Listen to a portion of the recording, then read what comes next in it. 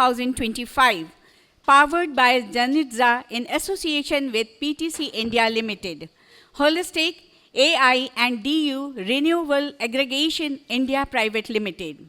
Today's theme is Driving India's Sustainability Revolution.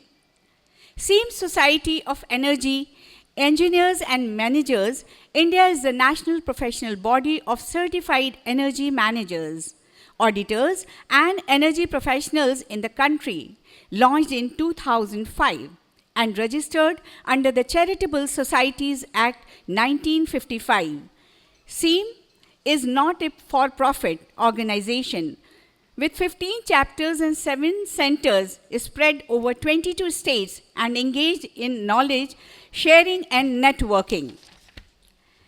As SEAM Awards enters into 10th year, the continued growth underscores the strong belief Indian corporates have in SEAM Awards. Companies eagerly competed for this prestigious recognition, showcasing their efforts and achievements in energy performance and sustainability. SEAM is deeply humbled by this overwhelming response and is thrilled to inspire Indian businesses to pursue the path of sustainability. Now, let us move on to the proceedings of the inaugural function. May I now invite Mr. Jaikumar Nair, National President, SEAM, Chief Guest Shri Arun Goyal, IAS, retired, former Secretary, Government of India, former member, CERC, Shri Jeevan Kumar Jethani ji, Sir, Senior Director, MNRE, New Delhi, Shri Abhishek Gupta, General Manager, Appliances International Projects, EESL, Mr. Krishna Kumar, General Secretary, SEAM, and Mr. Jayesh Daji, Chairman, SEAM. Awards to please come over to the dais and occupy the seats.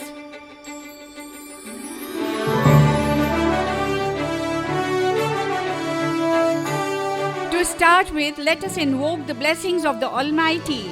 I now request all to please stand up for a minute for silent prayer.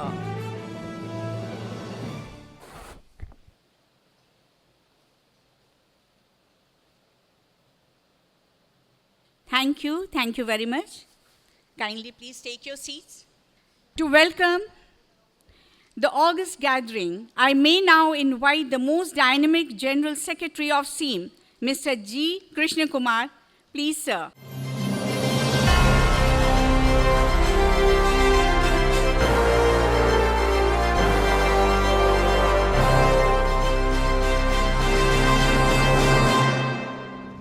Sri Arun Goyal ji, IAS retired, Mr.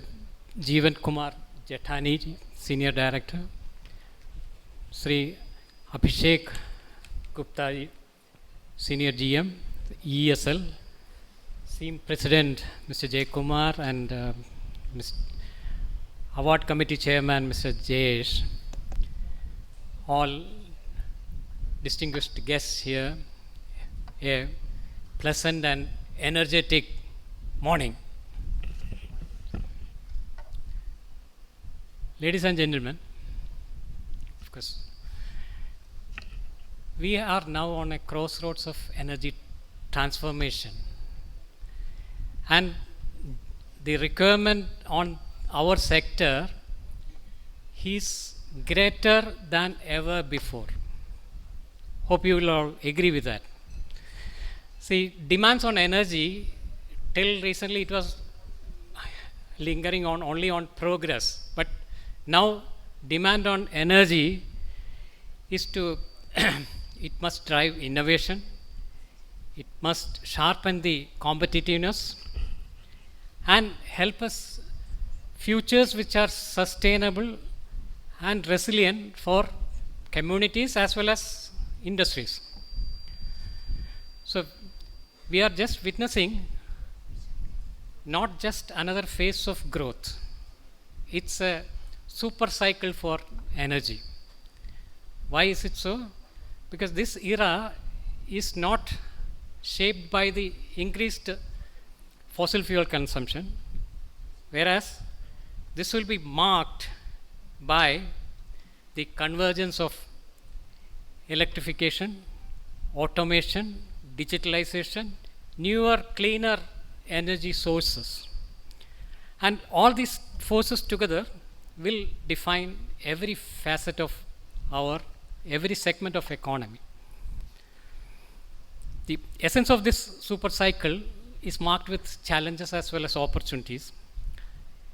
Even securing reliability, even as the digitalization stretches our grid, more demand on the critical minerals, and alongside we have to achieve our net zero ambitions. So this is a little bit of, there is a lot of opportunities hidden as well as challenges are there. And so these are some of the topics which will be coming forth in our sessions. This afternoon, we will be honoring those who have turned all this promise to purposeful action. Some of you are here. And we have to have a broader vision in mind. The path forward is clear, and it can be only by embracing smarter, integrated energy solutions, from digital grids to automated energy efficiency, clean energy. We can build an energy system that powers progress, support resilience, and sustain life for generations to come. And we will move towards our theme of driving India's sustainability revolution. So now with these few words, I'll enter into my ordained duty of welcoming our distinguished guests as well as all of us here. Mr. Arun Goyal sir, I'm an IAS retired. He served as the Secretary to Government of India and Principal Secretary Power in Delhi. And of course, he had a very exemplary stint as member of Central Electricity Regulatory Commission. And we are excited to have him as our chief guest because he is the man of the domain. We welcome you, sir, to this august audience. Mr. Jeevan Kumar Jethani is the Senior Director at MNRE. His outstanding work in World Bank supported reform projects and his contribution to shaping India's renewable policies was very, very outstanding. And let me welcome on all of you behalf Jethani Saab to our midst. I took Abhishek ji's name towards the last because he is a family member, he is a SEAM member. I'm glad that you have come. So he's a Senior General Manager at ESL. He has successful stints and several ESL group entities abroad also. He was heading many entities abroad. And his in-depth understanding of the sustainable cooling, clean cooking system, green hydrogen, and all the gamut of clean energy and renewable energy sectors. He was spearheading many projects, and with this knowledge he could negotiate many challenges in the renewable energy landscape. We are glad to have you among us today. I welcome on behalf of everyone Dr. Abhishek Gupta ji. And we have got our award winners, delegates are here, many of them. So of course the award is, since it is spread over 2 days, many of them are yet to join. Okay, I welcome all the delegates on behalf of the award winners who have assembled here. Then I have got, I missed out on, it is customary to welcome my president and award committee chairman. Okay, so I missed out, sorry, because being in the family, I sort of overlooked that. There are some special guests on our request, they have joined us today. So I welcome all of them. And there are SEAM family members have joined from far and wide, many from various states of India. They have all joined to make this occasion very memorable. I welcome you all, my family members. And all other, our sponsor delegates are there. We have got few sponsors who have come to display their technology to the audience. I welcome these our sponsor delegates as well. With these few words, I once again extend a very, very warm welcome to this August assemblage. Thank you very much. Thank you, sir, for your warm welcome. Now it's time for the presidential address. May I now request the most energetic president, Mr. Jai Kumar Nair, to please deliver the presidential address. Please, sir.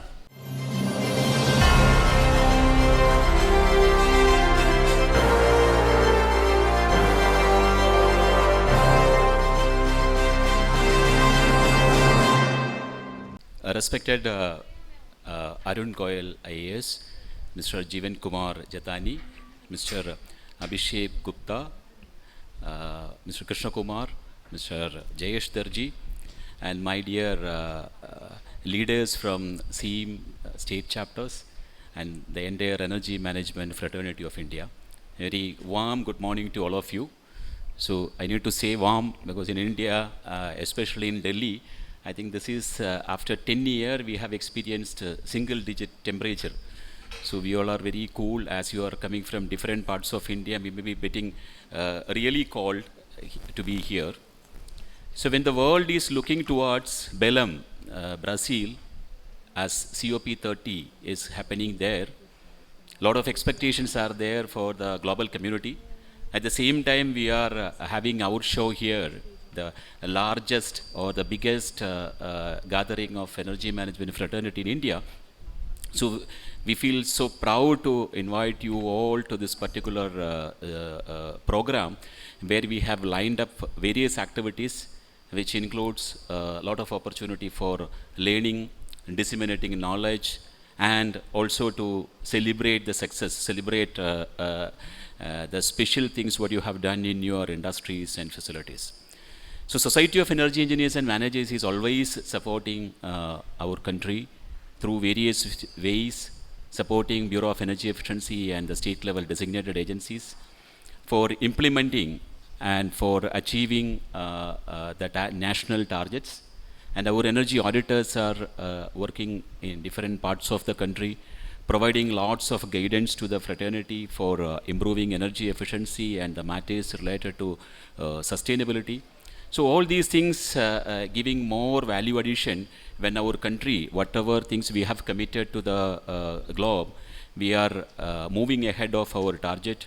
Our R8 targets were achieved even 5 years before, and energy intensity has come down by 36% comparing with our 2005 levels. So all these things are proud activities what is being carried out by the Energy Management Fraternity of India.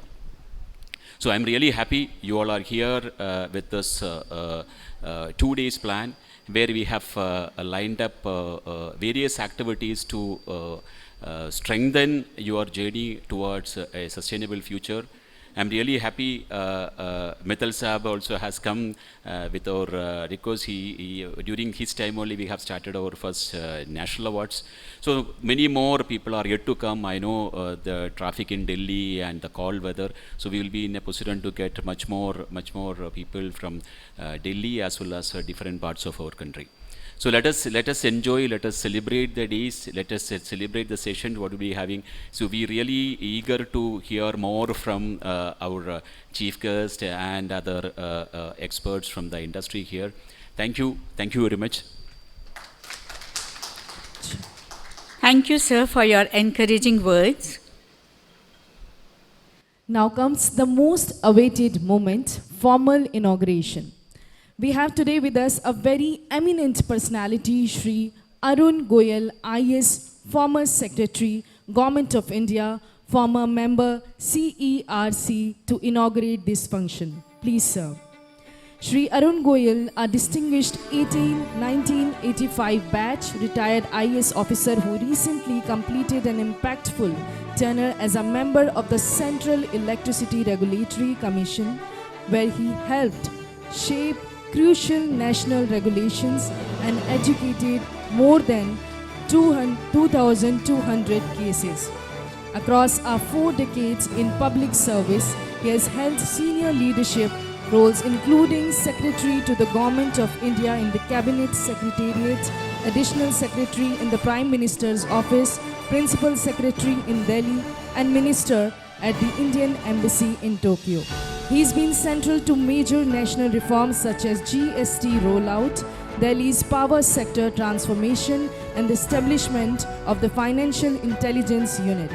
An engineer from Delhi College of Engineering with an MBA, IIM Ahmedabad and global universities, he is a distinguished alumni award recipient and a respected voice across top academic and industry platforms. I now request you, sir, to please inaugurate this event first by watering a sapling as a symbol of carbon sequestration and then enrich us with your inaugural address. Please, sir. First of all, let me thank SEAM for giving me this opportunity to be present over here. And so let me just, Mr. Jay Kumar Nair, National President, Mr. Krishna Kumar, our friend Mr. Jeevan Kumar Jathani ji, Abhishek Gupta ji, and Jayesh Darji, and all the participants who have come from different places for this India Energy Conclave. So I was told that this organization is nearly, 20 years old, and this is the 10th year when we are going to have this awards function. So I must congratulate SEAM for, this, they've been able to have this organization for such a long time and the kind of work they are doing. So just, I'd like to take this opportunity to just highlight about what is happening and what is the role your organization and energy engineers and managers can play in the energy transition that is taking place. As you know that we are having COP30 in Belem, so which is to do with climate change. Now, what is this climate change? So essentially what is happening is that the global community, they want to restrict the global warming or rise in the temperature up to 1.5 degrees centigrade. So initially when it started with 2 degrees, but now we want to even go below that up to 1.5 degrees. But the sad part is that we are already 1.3 degrees above the pre-industrial levels. So the margin that is available to us is very, very little. So that is why the world over there is focus on energy transition. So when we are saying energy transition, what it means is that we want to move away from fossil fuel energy generation to non-fossil fuel energy generation. So in that, our government, our Prime Minister, the vision is very, very clear, and we would have, very clear kind of a targets that we have set for ourselves. One overarching target is that we want to be net zero by the year 2070. So, say as compared to EU and other developed countries, they have set 250 as a net zero target. China has set 2060 as a net zero target, whereas India has set 2070. So that has been set considering our developmental needs, considering that we are still a relatively poor country and we have a long way to go. Now, in that we also have set 2 targets. One is that we want to have 50 gigawatt of non-fossil fuel capacity by the year 2030. And another is that the 50% of the energy that would be generated by the year 2030, that would come from the renewable sources. Now coming to the first one, against the target of 500 gigawatt of non-fossil fuel capacity, so we are already more than 250 gigawatt. So the total installed capacity in India is roughly more than, just we crossed 500 gigawatts, so more than half of it is coming from now non-fossil fuels. Similarly, against the target of renewable energy consumption, it should be 50%, that is the 2030 target. we are at roughly 23% is the energy that we consume comes from the non-fossil fuel sources. So if you look at it, we just have 5 years left and we have a long way to go. Now, so what I think is that for achieving this energy transition target, so we essentially have 4 broad strategies. The first strategy is focusing on the non-fossil fuel energy, so that is solar, wind, even the nuclear is also in limelight now. So that I've already told you, against the target of 500 gigawatt, we are already 250 gigawatts. So roughly we have to do 50 gigawatt in the next 5 years. So the next strategy is that we try to use electricity wherever possible. So whether it is transportation, whether it is industry, so wherever we are using fossil fuel at present, we have to move towards electricity, and that also electricity which is generated from the renewable sources. Now in that direction, we are also focusing on electric transportation, focus on electric vehicles. So already with respect to 3-wheelers, we have made substantial progress. So roughly say around 30% of the 3-wheelers that were sold last year were electric. But overall, if you see the number of vehicles that were sold, only around 5 to 6% vehicles that are being sold in India are electric vehicles. And the main reason is the charging infrastructure, the lack of the charging infrastructure, and we have a long way to go in that. So again, like if you're talking of transportation, even moving the bulk transportation, earlier when we became independent, roughly around 90% of the transportation used to take place through the railways. But that share has come down drastically up to 26%. So once you are moving the goods by trucks, obviously you are generating more carbon dioxide. So we have to see that how we can move in the direction so that the transportation takes place through the railways, and that in that direction we are also made dedicated freight corridors. One is from the north to west, another is from north to east. The third strategy is that there are certain sectors, industrial sectors, where we have to use hydrogen, but the hydrogen that is produced at present, that is not green hydrogen, so that is grey or black. So when we are producing that hydrogen, we are producing carbon dioxide, so which is a greenhouse gas and which is resulting in global warming. So government is also focusing on green hydrogen, and we have a national green hydrogen mission of achieving certain capacity by the year 2030, and the progress is being made in that direction. Now the fourth part of strategy where you all are concerned is that we have to focus on energy conservation and energy efficiency. So it is one area. So we have a person from Bureau of Energy Efficiency over here, Mr. Gupta. So he will tell you a little bit more about it. But this is one area which is we have to focus upon, and where the focus, I am not saying it was not there, but it is not as much as compared to other countries. Now, why this need for energy conservation, energy efficiency is becoming very important? You see, earlier what used to happen was that the peak load in India used to come during the daytime. But as the prosperity is increasing, the spending power is increasing, we have seen that shift taking place, that we are also getting one peak load during the evening hours, particularly from 8 p.m. to 11 p.m. And the reason is consumption through the air conditioners, the living standards are increasing, people are having air conditioner in each and every room, children don't listen to you, the doors are open, you run ACs at 18 degrees, whereas the recommended temperature is 23, 24 degrees. So this all is leading to peak loads coming during the night time. And during that time, the problem is that we are not having the solar capacity. So the solar capacity in India, out of the 500 gigawatt, more than 100 gigawatt is already solar energy. So once so much capacity is there, and during the daytime that solar capacity is active, but during the night time that solar capacity is not available. So the another strategy that we are is a lot of focus on energy storage system, whether it is a pump storage system or whether it is a battery storage system. So that is next area which is being focused upon. And the new tenders that are coming for wind and solar, so they are also coming in the hybrid mode. So whenever you are putting up the solar capacity or the wind capacity, you also want them to put up storage capacity simultaneously so that they can supply that energy during the night time. Now, with regard to energy conservation and energy efficiency, another very important aspect is that during the night time, when the peak is coming, I mean, and the solar energy is not there, so you have to have additional capacity for providing the base load.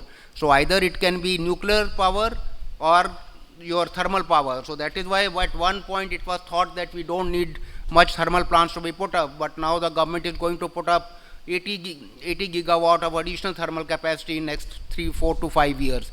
Similarly, there is a focus on nuclear power capacity also, and in the recent budget we introduced that we will put up 100 gigawatt of nuclear capacity by the year 2047.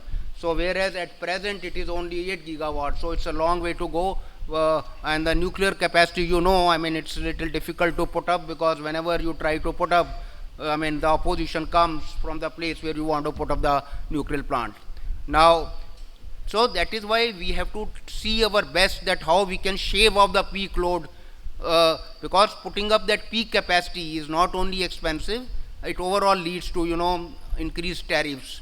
Now, for that, Bureau of Energy Efficiency has been very active. So we firstly we took a great initiative. We have, you know, LED replacement of the incandescent lamps, that is there every year. The star rating of the appliances is there. Then we also have one PAT scheme, you know, where energy efficiency is being focused upon. There are select industries where the targets have been given to reduce the energy, and if you exceed that targets, you are issue energy efficiency certificates. So we are doing this, but then there are other opportunities, because we have to see that how we can manage this peak demand and how we can reduce it. So world over, there are demand aggregators who, you know, try to give you demand output, try to reduce the demand. And again, another thinking that is going on is that how we can have time of the day tariff. So it has already been introduced by some of the regulators in industrial and commercial segment, but we also want to use it, to put it in the domestic sector. But for that, it is very important that we have the smart meters, and the smart meters are also, you know, is the thirst area of the government. So energy conservation and energy efficiency is going to play a very important role. Most of you here are energy auditors, energy managers, and I think it's a very big opportunity that is ahead of you because of the focus that will be there in this area. So let me wish the conference a great success, and thank you for the opportunity, and let us all attempt in our own way, try to see that how we can save energy and contribute in our humble way towards net zero target of 2070. Thank you very much. Thank you so much, sir, for the valuable knowledge shared by you and inaugurating the function. It's an honor to have you here with us today. Thank you once again.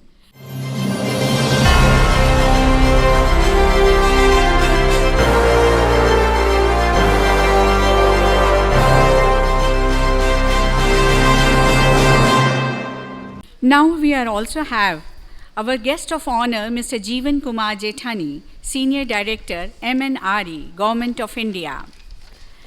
He is Senior Director and Scientist at the Ministry of New Renewable Energy, Government of India, with more than 2 decades across the Indian power sector, an electrical engineer, certified energy auditor, and PG qualified infrastructure professional.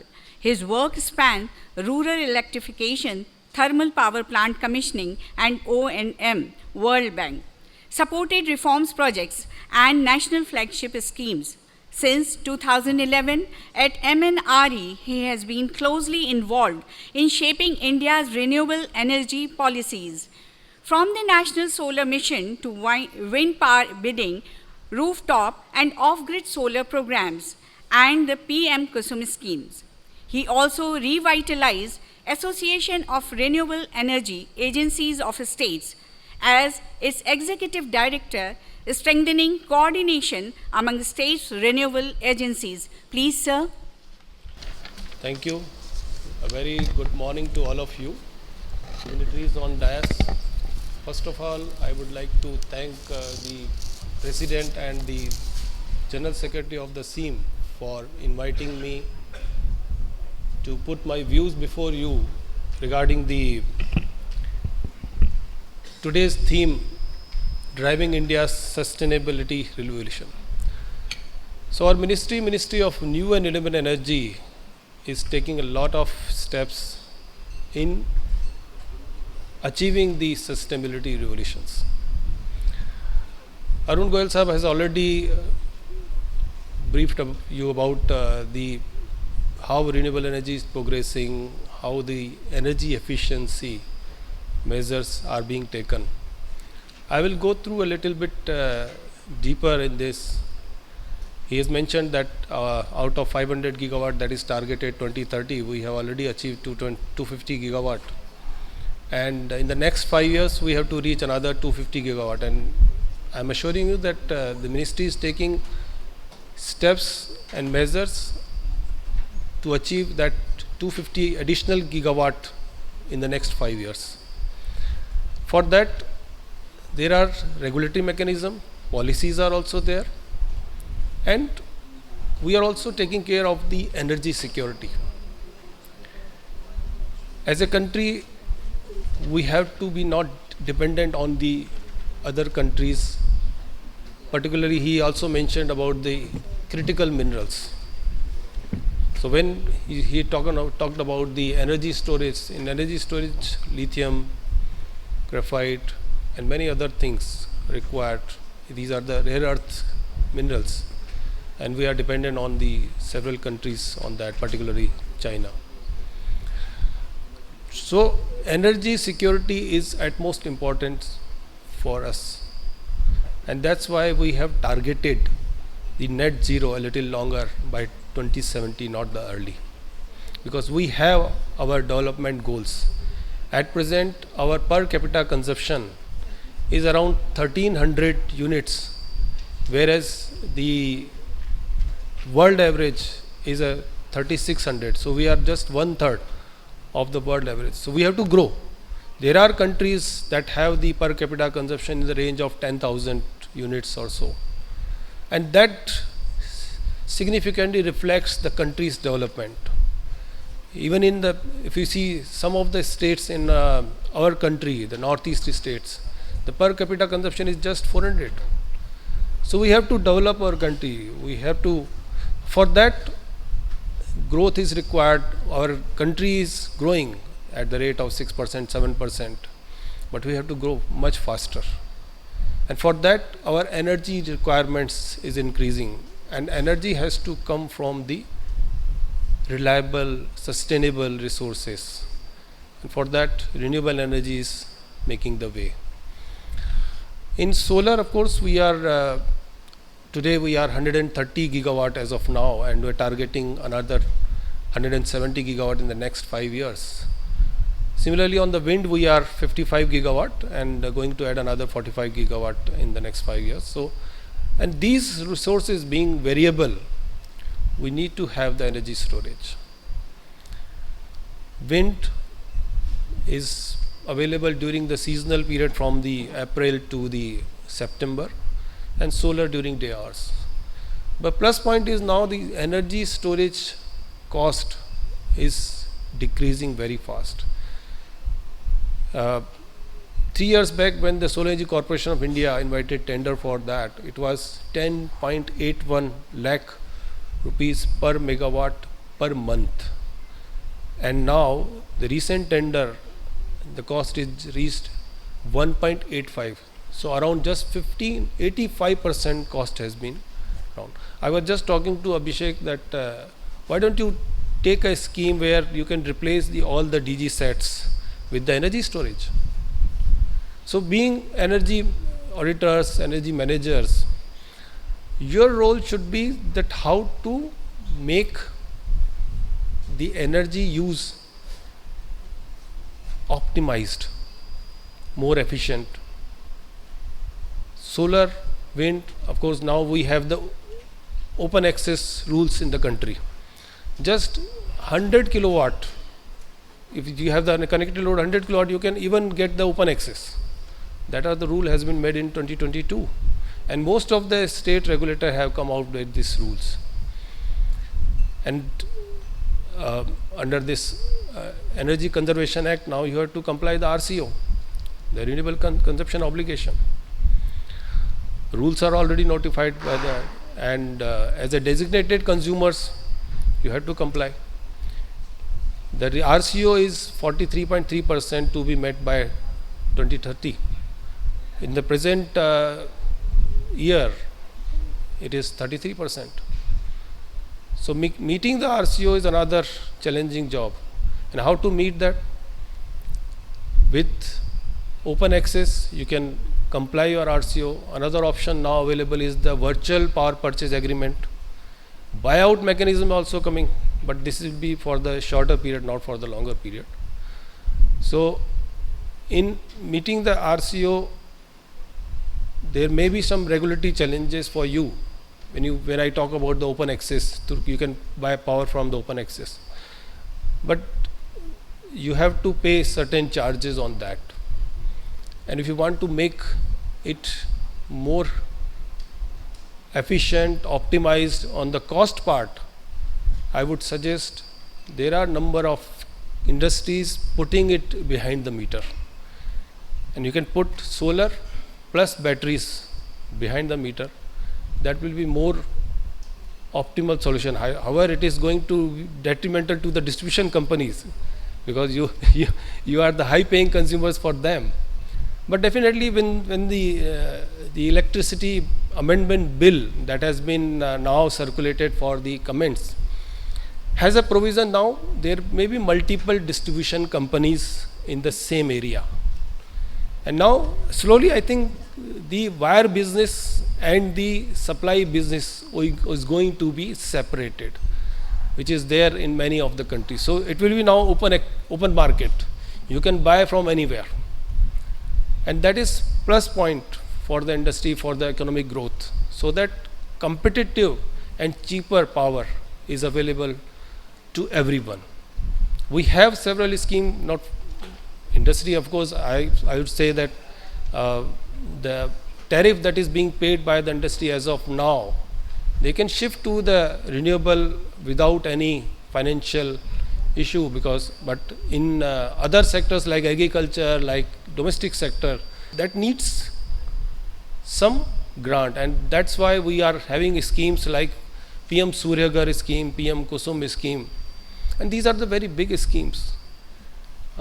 PM Surya Ghar, I would say, the one of the largest scheme in the world, targeting 10 million or 1 crore households, and so far we have achieved around 23 lakh households as of now in just last 18 to 20 months, and we are targeting in the next 1 year another 80 lakh, and states are coming forward. So that is also a plus point for you. The number of solar power installation would be there. On manufacturing side, solar modules would be required. As today, now we have the capacity of 100 gigawatt of the solar module manufacturing. On solar cells, we are touching around 25 gigawatt. Similarly, on wind sector, we are 70 to 80% now it is indigenously manufactured. So on manufacturing side also we have the PLI scheme for solar modules. So government is taking care of both supply value chain, manufacturing, installation. We have to take care of the standards also. When we are implementing such schemes, the quality is also at most important. So that when we are saying that the installation is going to work for 25 years, it should work for 25 years. And that requires a proper quality installation, proper maintenance. As an engineer, maintenance is, I have seen in our previous scheme where we have the scheme for the solar thermal. Installation has been done, but it requires the movement with the sun, because it tracks the sun. In most of the cases, the installation could not survive more than 2 to 3 years. It is because of the poor maintenance. So maintenance is utmost requirement, and on energy efficiency, of course, the Abhishek is going to take it up. But there are opportunities available in industries, in building sector, in homes, at agriculture, where the renewable energy can be integrated and we can make our country clean and achieve the target of sustainability. Thank you very much.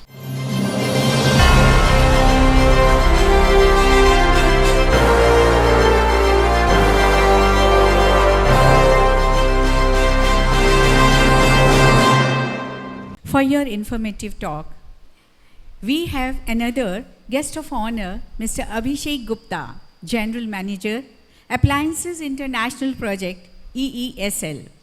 He heads international business, strategy, appliances, rooftop solar, and project evaluation at Energy Efficiency Services Limited, that is EESL, India's leading energy service company.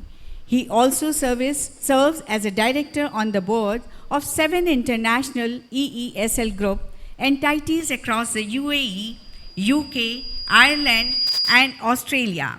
With over 23 years of experience in sustainability, energy efficiency, renewable and infrastructure, and as a certified energy auditor. He leads strategy development, global business expansion, and project appraisal for new markets and technologies. His work spans sustainable cooling, clean cooking, green hydrogen, net zero pathways, and inclusive development, reflecting his commitment to driving large-scale impact in climate action and energy transition. Please, sir. Very good morning to all. First of all, I'll take this opportunity to thank SEAM for inviting me here with this August gathering. Hello. Happy to meet Goel Saab, old friend Jethani Saab, and my SEAM family, and especially Jan Saab, who introduced me to this SEAM family. We are an organization which believes in thinking global but acting local. And why this is so? Because we find that as an individual, we all have the potential, we all have the opportunity, and do have the responsibility as well to act to in the best of our capabilities to bring change. Change for being more efficient in terms of energy, whatever we are consuming. You know, in our energy manager, energy auditor examination, there was one is very important question that what is the difference between energy saved versus energy produced? So we always say that if you save 1 unit of energy, it is equivalent to 2 unit of energy generation, right? So we are actually taking cue from there. We are working more on the demand side instead of the supply side. For the supply side, organizations like MNRE and Ministry of Power, they are actually taking care important aspects related to that. But having the root cause and at root level intervention would be the key. This is our fundamental belief. We have seen that happening through Jala program, wherein the people at large scale were involved and they actually made the program successful. We had different other programs. We call it today, smart metering initiative that was pioneered by ESL back in 2017-18, electric vehicle related intervention, and so many others. But the point which is at the core is about being aware about what we can do as an individual. I'm taking a cue from a small pilot which we did about solar cooking, though it is something which is not very much prevalent in India, but we find that our thinking that people will not be able to adopt new technology is actually, I'm sorry to say, a little misplaced. People are aware. All you need to do is to communicate them through the right channel. And that is, ladies and gentlemen, is the responsibility of this August gathering, as well as the organization Society of Energy Engineers and Managers, which I am proudly part of. we can be the actual torch bearers for the society, and wherever we are working in that domain, be it our industry, be it our home, be it our commercial establishment, and in our consumption pattern as well. If we make sure that we take conscious step and we find that wherever there is an opportunity, we have a role to play, we can definitely progress from 1300 to 3600 unit consumption, but in much more conscious way, because this 1300 is not showing that we are consuming less. Actually, there is a huge disparity in the consumption pattern. That is the fundamental reason behind this 1300. It is not that we are consuming efficiently. It does not show that.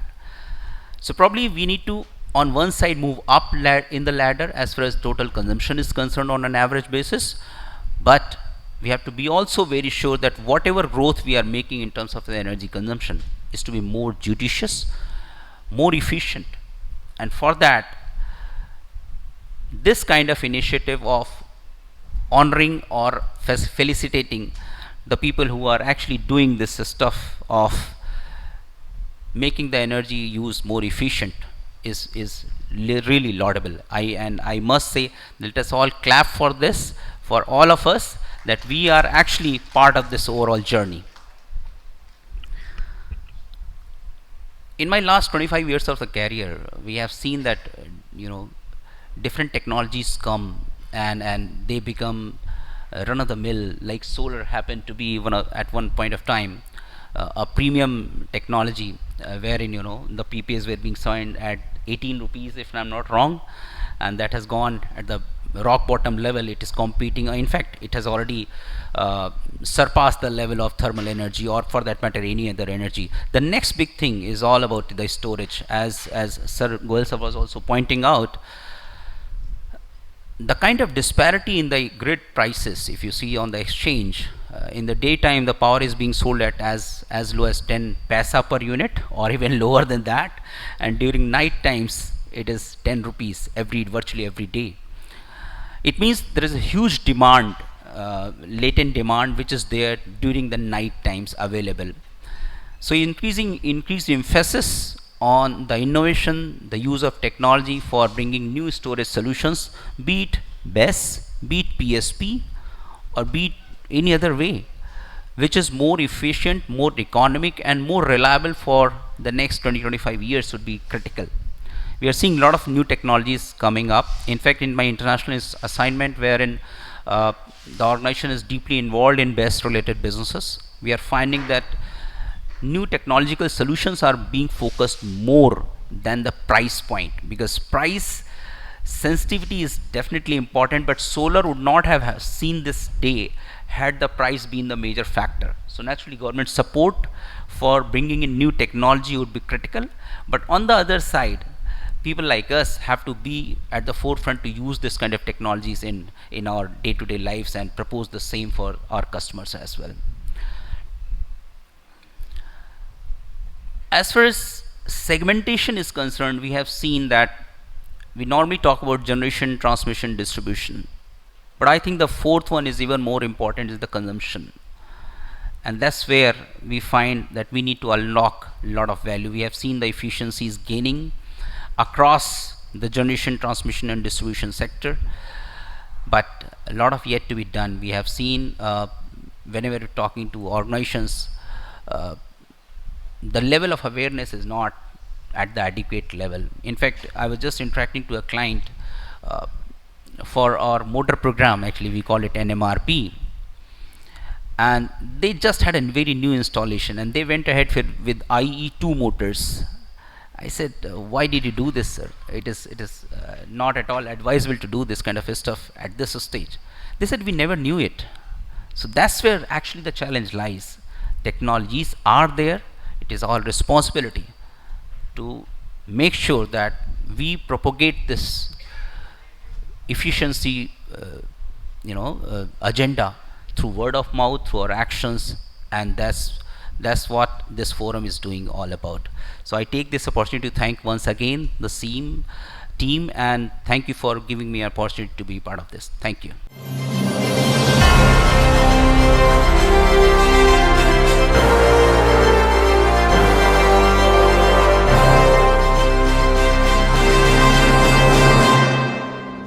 May I now request Mr. Jayesh Darji, Chairman, SEAM Awards, to kindly deliver the vote of thanks. Please, sir.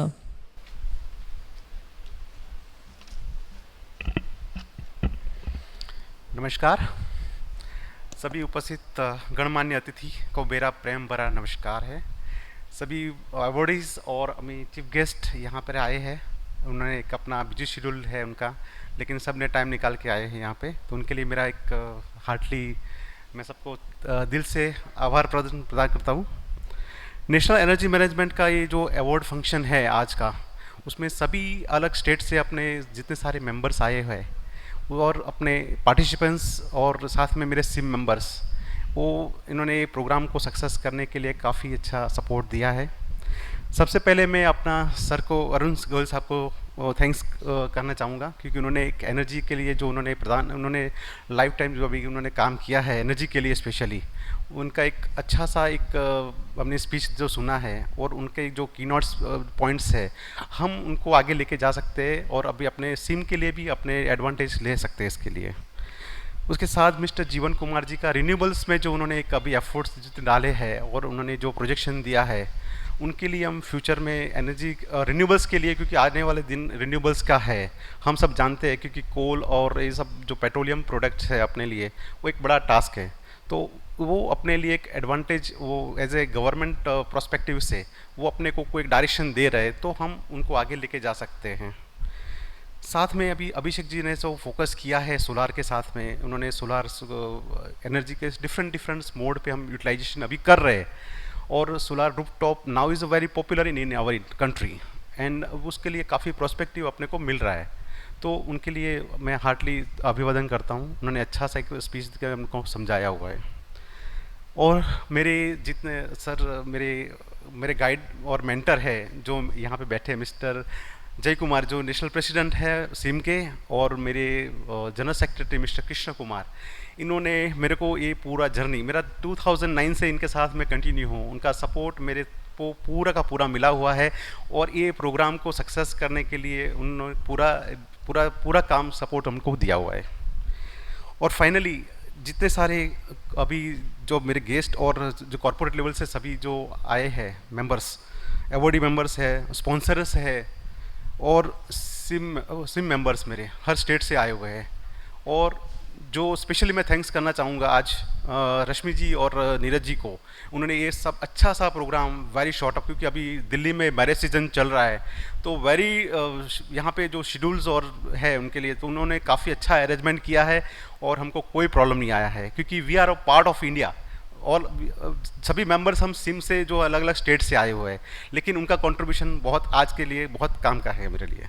तो thank you, मैं सबको ये ज़्यादा आपका time नहीं लूँगा और आपको सबको वार्म वेलकम करके मैं यहाँ से विदा करता हूँ। जय हिंद, जय Bharat.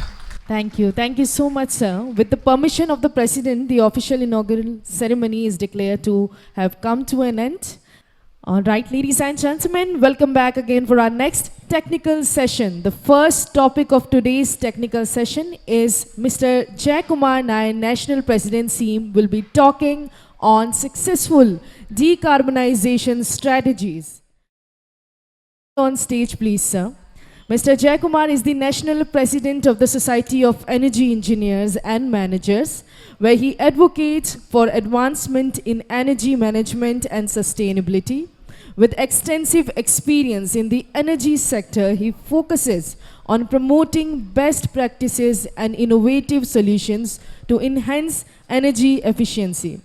His leadership aims to empower professionals and organizations to adopt sustainable energy practices across India, committed to fostering collaboration and knowledge sharing.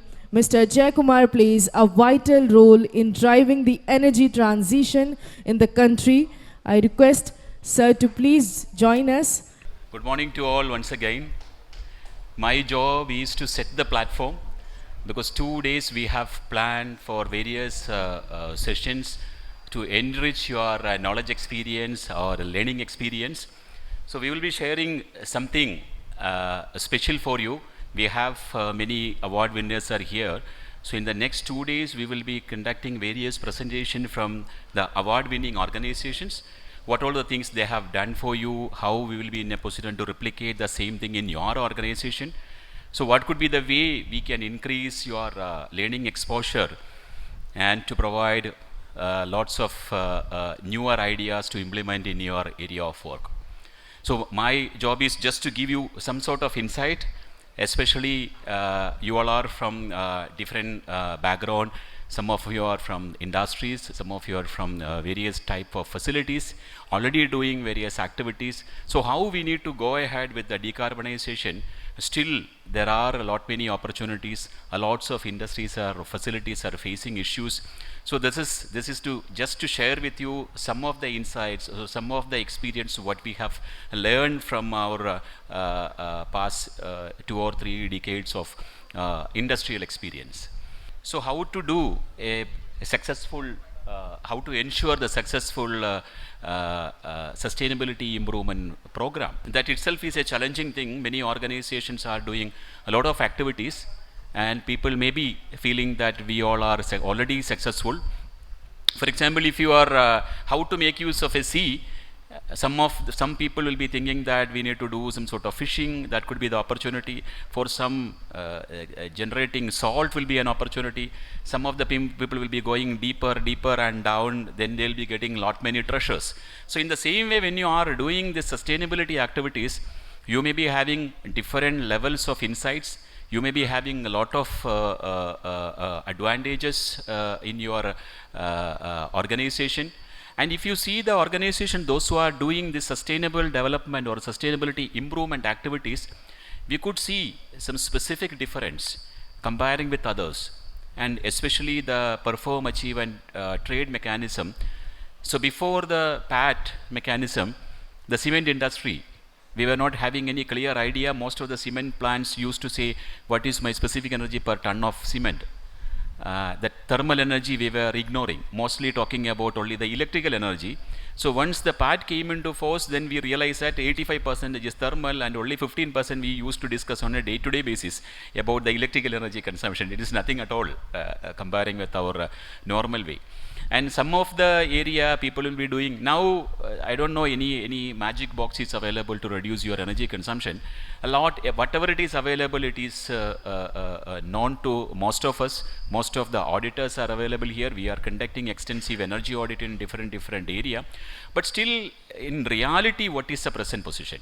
Whether we are exploring the entire thing, and now we have a partner also who is specialized in AI, how to use artificial intelligence in the new era. Definitely he'll be doing a presentation here to enlighten us on this particular area of work.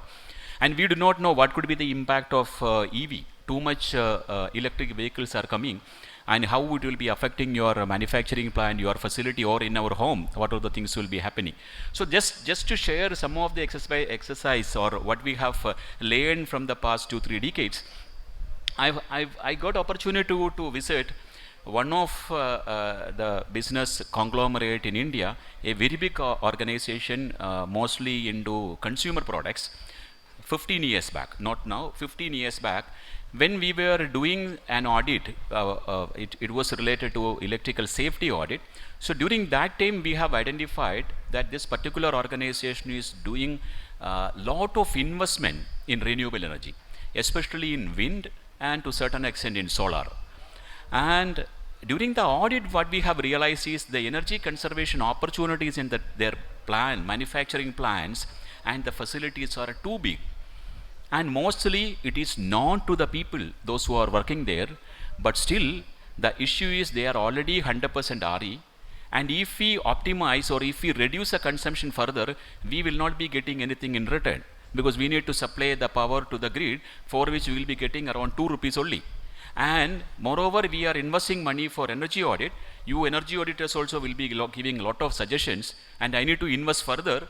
And even if I am investing further and reducing the consumption, I need to pump more energy to the grid, and in return I will not be getting anything. So that is why that organization, they have invested lots of money for renewable energy, but in their condition, they may not be in a position to do energy audit or implementing any kind of energy conservation measures. Whether it is good or bad for the organization, Maybe cost economics says maybe it may be good for the organization because they are utilizing whatever they have generated. But if you take when we are talking about the climate change and all other disasters or the sustainability aspect, I don't think this is a very good idea to invest too much in renewable energy. Now anyway the things has changed. I'm talking about the scenario which happened some 15 years back.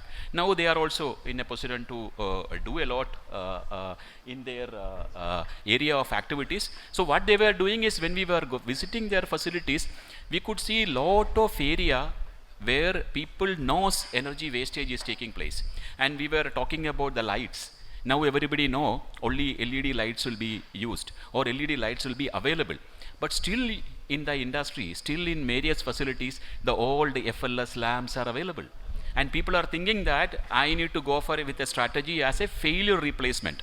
If it fails, then I'll replace. But if you see the return on investment or the cost benefit of particular thing, it is better even if you replace it now. No need to wait for it to fail. So different type of strategies are being used by various people in the facilities, in the industries. So we need to recall the strategy, whether we are having a successful strategy or we need to do any change in our existing strategy when we are thinking about renewable energy or into different aspects of energy conservation. So we have audited another manufacturing facility. In that particular facility, the thing is they were having a very big investment. They are pumping a lot of money for variable frequency drives, for automation projects and all other things. It's one of the chloralkali plant and their consumption will be more than 62 megawatt. So you can imagine the size of the plant and how they will be doing all the activities. They were investing a lot of money for energy audit. Every year they will be identifying new projects. They have lined up lot of capex for improving their systems into mostly with automation and variable frequency drive and number of things. Whatever you name it, they will be in a position to implement. But what we have noticed in that particular plant also, the number of breakdowns, the electrical breakdowns was more than 160 breakdown per annum. And per breakdown, per failure, their loss is around 25 lakhs average. So you can imagine whatever money they are pumping in, their investment was mostly in automation and all other things, but their basic electrical system was very poor. The basic engineering, unless and until you improve your basic electrical engineering, you may not be in a position to achieve anything at all. Even if you are investing a lot of money for energy audit, lot of money for automation, your basics should be strong. Unless and until you have a strong basic electrical engineering background or electrical engineering platform, you may not be in a position to do anything in your facility. So this is also happening in most of the plants where people will be focusing more on either investing on automation, too much investment in automation, variable frequency drive, or into RE. And what could be the right approach? We have experience, many of you are in the award-winning organizations are following this strategy as well. First, you need to have a very strong platform.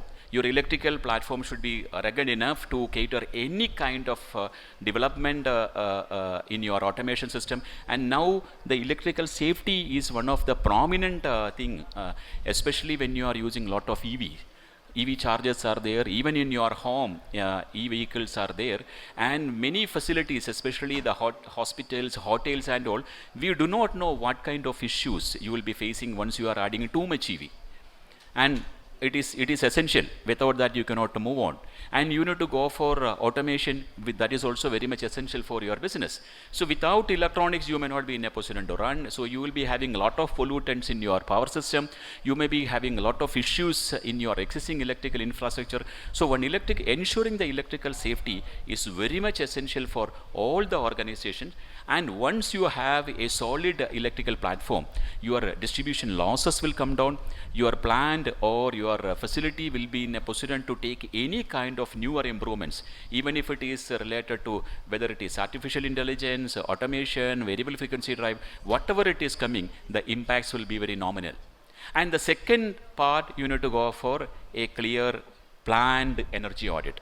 Whether you need to go a conventional energy audit, you need to do any specific energy audit. So people are doing, many organizations are doing electrical safety energy audit once in a year. So electrical safety audit for the corporate business houses, they used to do once in a year, everybody will be doing. In some sectors it is mandatory, like hospitals, hotels and all, but rest of the area people, it's a need based thing what people will be doing. But for energy audit, once in a year industry is supposed to do, but unfortunately the energy audit population in India is very, very low. Even though we are driving this kind of activity for the past 1 or 2 decades, still many industries are not aware of this energy audit. So once you do energy audit, you will be in a position to really understand where you are, what are the improvement area you need to focus, how you will be in a position to reduce your or optimize your energy consumption. And in that also, what kind of audit we are supposed to do? Can we do a conventional energy audit where people will be coming with some power analyzer, doing some measurements and giving some recommendation in electrical energy reduction? Or we need to focus on process? Or we need to do any hybrid kind of thing? Some organization will be doing periodic energy audits. That once in 3 years they will be doing energy audit, but in between they will be conducting some specific audit, like compressed air they will be having a separate audit, pumping system they will be having a separate audit, they will be having specific dedicated audit for the process. And most of the area, the missing element is process. So we have been analyzing the various industries and facilities data. So some of the industries are focusing only on process, they do not have anything on the electrical or mechanical side. Some of the industry where the consumption is too high, but they are focusing only on the electrical energy. So we need to have a clear strategy, how we need to do, how we need to strategize our energy audit. And with these two activity, one is electrical safety audit and the second thing is energy audit, we will be in a position to bring down 20 to 30% or more energy saving. So when I am talking about the number 20 to 30%, is it achievable? Because from the data what we have, SEAM has collected for the past 10 years, there are organizations, they have reduced even 50% specific energy consumption in 5 to 10 year period.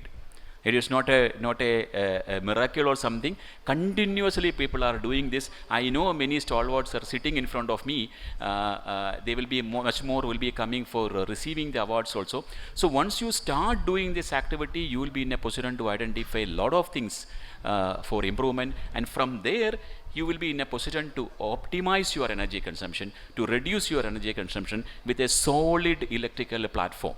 And in that area, if you are adding renewable energy, for example, if you are having 100 megawatt of load, or okay, let it be 100 megawatt, I will say, if you do the electrical platform, if you correct your entire thing, you may be in a position to bring down to 95 or around 90.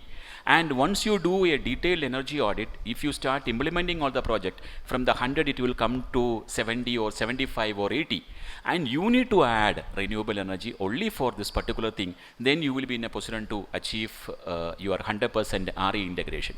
So many at places people will be thinking that, for example, what I have noticed in one of the hotel, the entire thing is with BLDC fan. And there is no control at all. People are not switching on, people are not bothered, because earlier my consumption was around 70 watts, now it is only 28 watts. So it is, I am complacent with whatever I have achieved. So if we need to have a clarity how we need to do, how we need to optimize, or how further we can improve our performance. And as you all are from the background, from the energy experts, definitely it is our responsibility to educate our people, and for which we need to know, we need to learn new many things, and whatever things are there in the pipeline. Because I was talking about a lot of automation opportunities are there, lot of AI integration. Now it's the era of AI, and I'm sure all will be knowing about ChatGPT, Copilot, Perplexity, or whatever it is there. Now it is, our job is easy. Even if for sending a message, we can simply start open my mobile and we can do that. We need not to prepare any long letter and all other things. You need to do only the prompt engineering. How you will be doing the prompting, you will be in a position to get the results. So in the same way, if you use AI for your energy improvement, for your data analysis, I think there may be much more opportunities. So this is a very basic area we need to focus, and to achieve success, it is very much essential. We need to ensure that we should have a very strong electrical platform in your facility or in your factory, without which you cannot do any sustainable energy saving project. And once you have this, then you need to think of how we can do optimization of energy, whether it is electrical energy, thermal energy, or whatever forms of energy you are using in your facility or in your factory. And once you achieve that one, you can think of RE integration, whether it is solar, whether it is wind. Rooftop solar is a common thing. So I have seen couple of facilities where they have integrated rooftop solar with their existing electrical infrastructure, with an old electrical infrastructure which was not supporting their RE integration. So even if you are investing more on RE and the system fails, means you will not be getting the real yield. Training and development, which is one of the essential thing for every organization, and without which we may not be in a position to do that. And we must be open for new ideas. Unless and until we know how to use the newer things, like, see, whatever it is coming in AI, automation, or whatever it is. And noticed is there are different kind of technologies being used in some sectors. If it can be used in your particular area, you may need to do some sort of minor modifications for keeping to your some site specific modification will be reducing your specific energy consumption to a largest extent. So we should be open.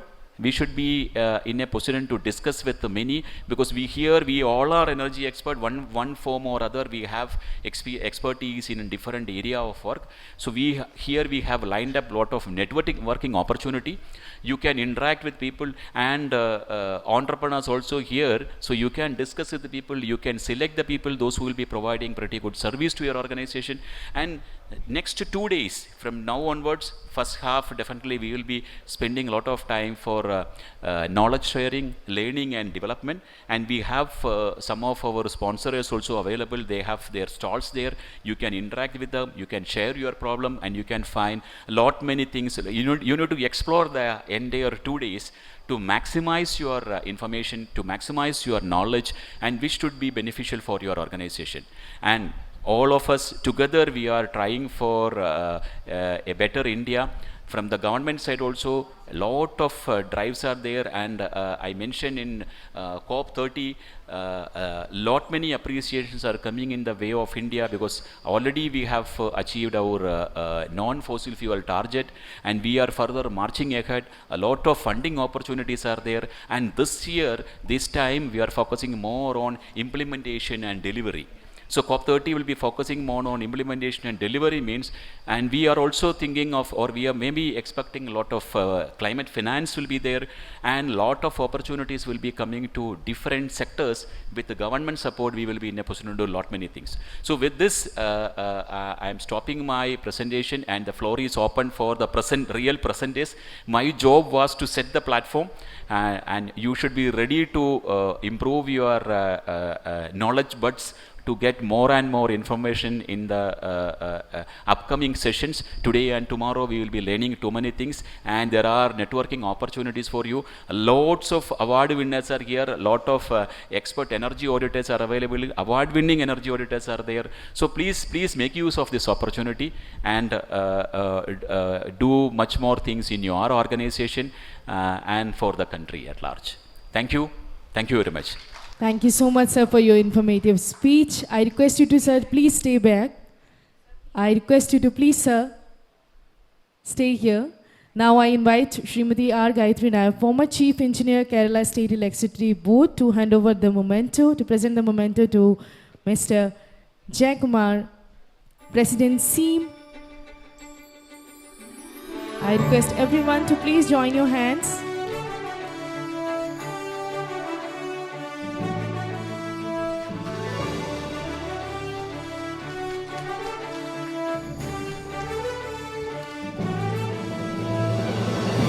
Thank you so much, sir. Thank you so much, ma'am.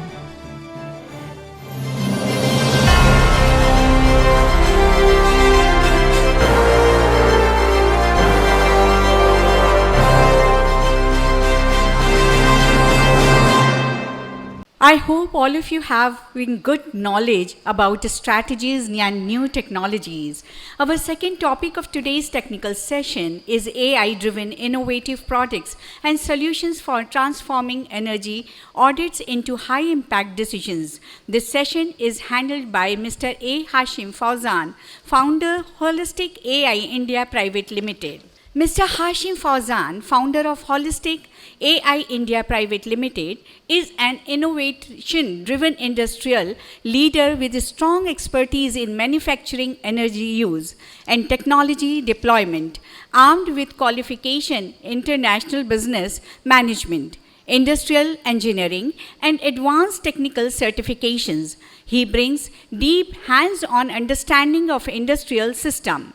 He is pioneering a next-generation platform integrating AI, energy audits, solar EPC, and implementation-ready industrial solutions.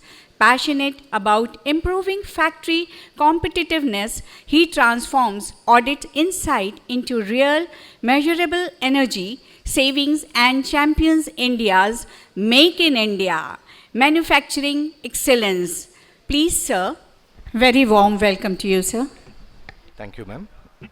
Thank you for your wonderful introduction.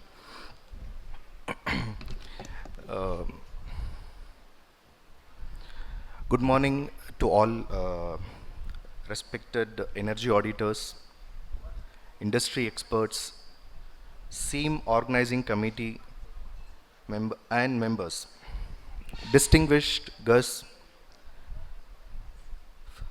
and officials from the Government of India and other key stakeholders and gentlemen. I am little jittery since I am facing all the energy auditors and probably they will also audit me during the process. So allow me to be, to make comfortable, and thank you. As ma'am introduced, my name is Hashim. I am representing Holistic AI India Private Limited.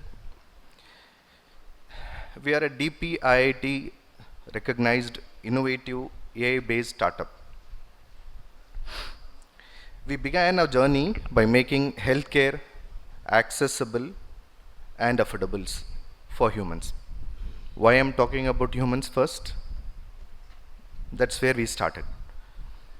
For which we were recognized by ESI Chennai, a Government of India organization, for our successful implementation of point of care of solutions for the workers inside the factory. And today, we extend the same philosophy here in the same platform. If we must take care of the health of humans, then we must also take care of the health of our machines. If India has to remain competitive in the global market, because this decade belongs to India, the Bharat, and if Make in India has to become a reality, we must execute, not just identify the opportunities inside our industries. Here, I would like to, before moving on to my video presentation, I would like to be more speaking naturally. Although I have written a lot, I am not a written speaker, I am a very natural speaker. During the last 7-8 years, as we were working with industries, since we are working with most of the industrial customers, what we saw, the healthcare of the workers are so worse. The efficiency of the machines is never achieved. If you are working at an environment of 34, 35, 40 degree inside the building, inside the factory, how come a human can survive? So that's what made us to work on. And while doing so, and very fortunately with the support of the Government of India, we were able to ensure that ESI reaches the factory, not the workers reach ESI. And we implemented successfully. As I said, we got recognized and awarded for making, which is, no, ऐसे बोला जाता है कि ये होगा ही नहीं, to work with the government agencies, it's not possible. No, we proved it wrong, and the government of India, ESIC, was exceedingly supporting us to get it done, and we saved 3 cancer patients' life. So, with no cost for the workers. With regards to machines, I'm little emotive towards humans because as a humans we need to be much better than anyone else. Anyways, being a platform given today to me here, I'd like to start with the machine part.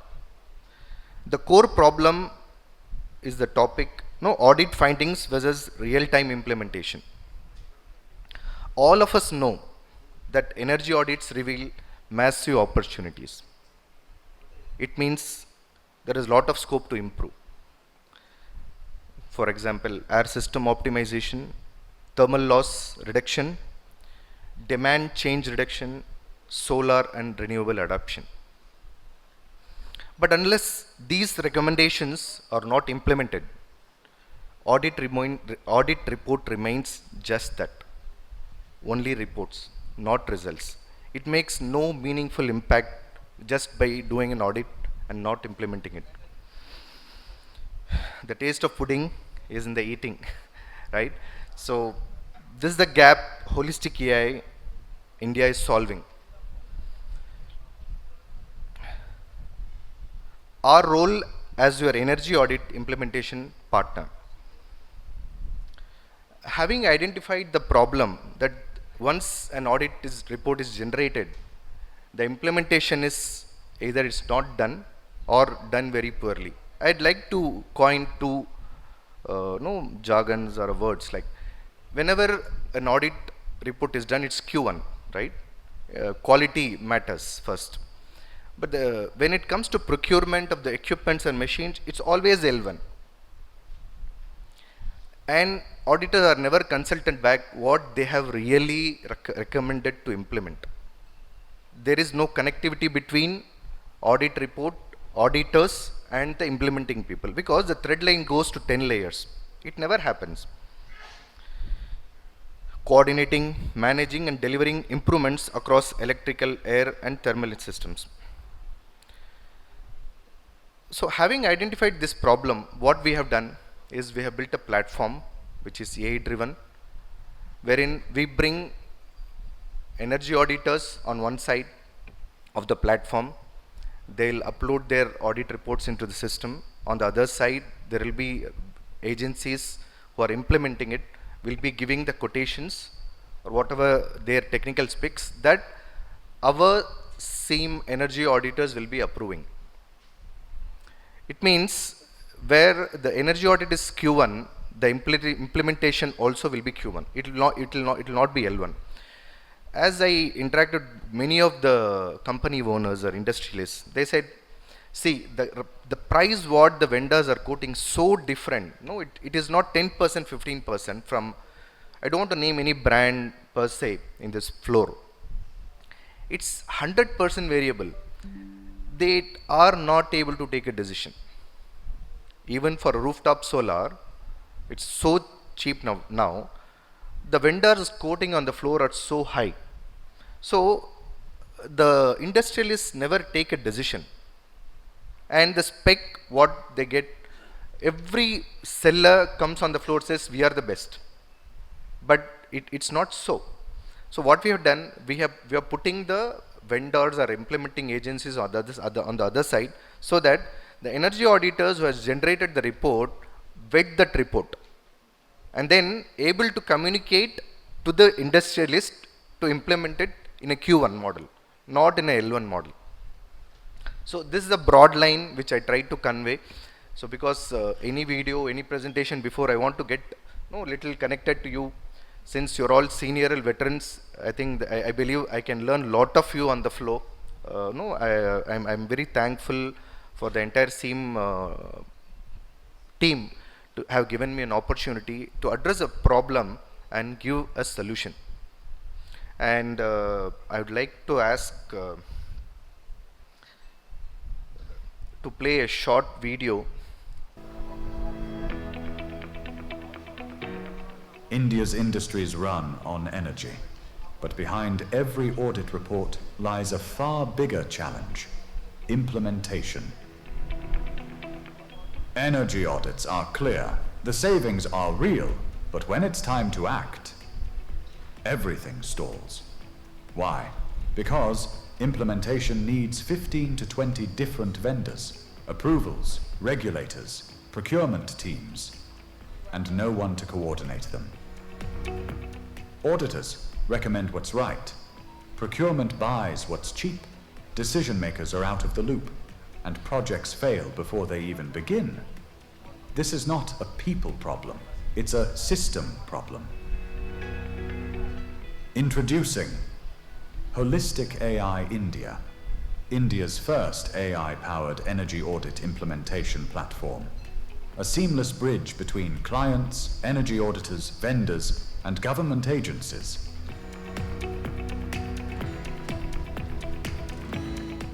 Instead of chasing 20 vendors, upload the audit report once. The platform brings every verified vendor to one place. Across zones, languages, and specializations, auditors approve the technical specs. Clients approve the commercials.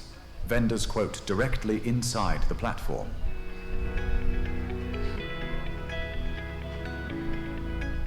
No more cheap, low-performance products.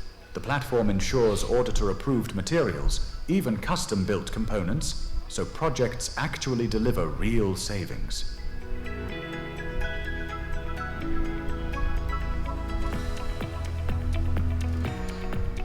From rooftop and ground-mounted solar to complete EPC facilitation, Holistic AI manages design validation, vendor onboarding, and on-time commissioning.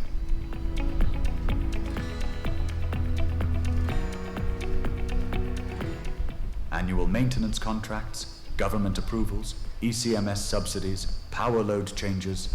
Holistic AI connects you to the right agencies. Fast, transparent, and reliable.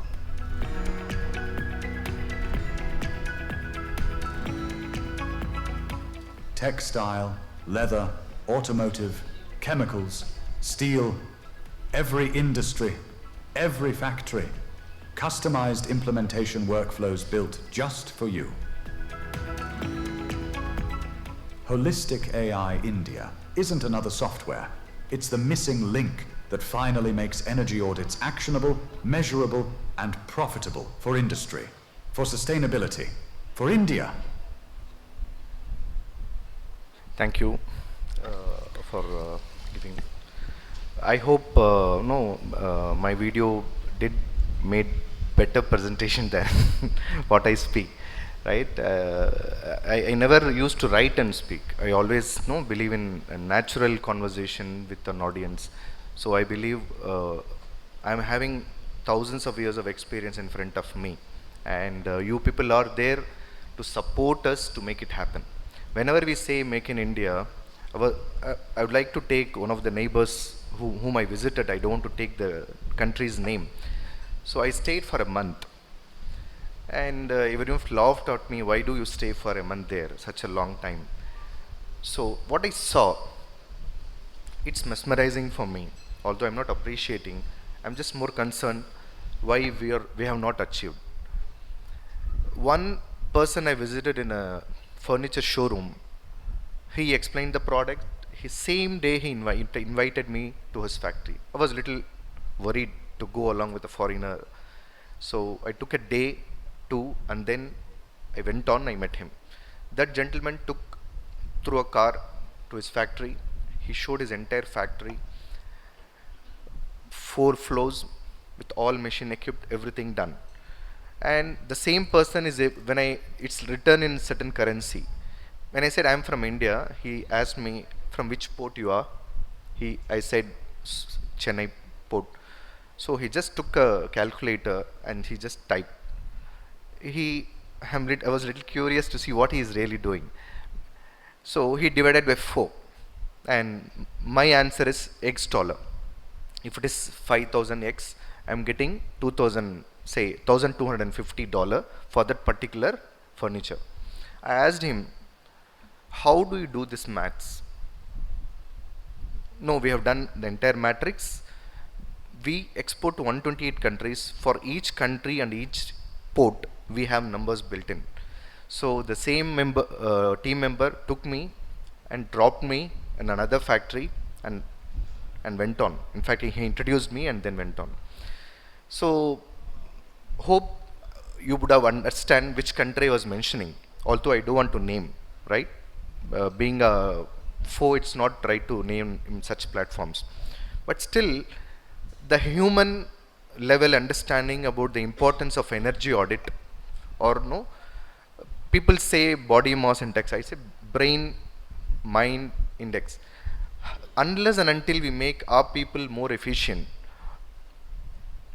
by training, as the other speaker said, no, on the floor, training them, educating them to adapt new technology. Even the best of the machines you put on the floor post energy audit, if the implementing guy is not trained, how it is going to happen?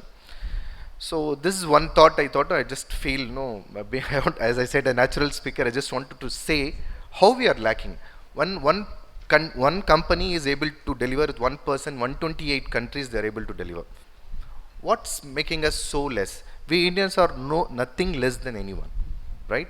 We are the leading tech giants. We are the people who are supplying technology across the globe, right? Why should we depend on others for our products and our challenges? I took it as a challenge when Prime Minister Modi said, let's make in India. Everyone laughed. No. I took a vow. I'll make made in India happen. So that's how we started. And I would like to play my presentation if the members are ready, PPT. So that will showcase some more information for you. Anyways, I'll carry on. As I said, holistic AI-based innovative platform for making energy audit implementation seamless and impactful. So I am here, I'm myself Hashim with my team member Tariq here, who's next to me. He is supporting me in implementation. The topic what we have chosen, AI-driven innovative products and solutions for transforming energy audits into high-impact decisions.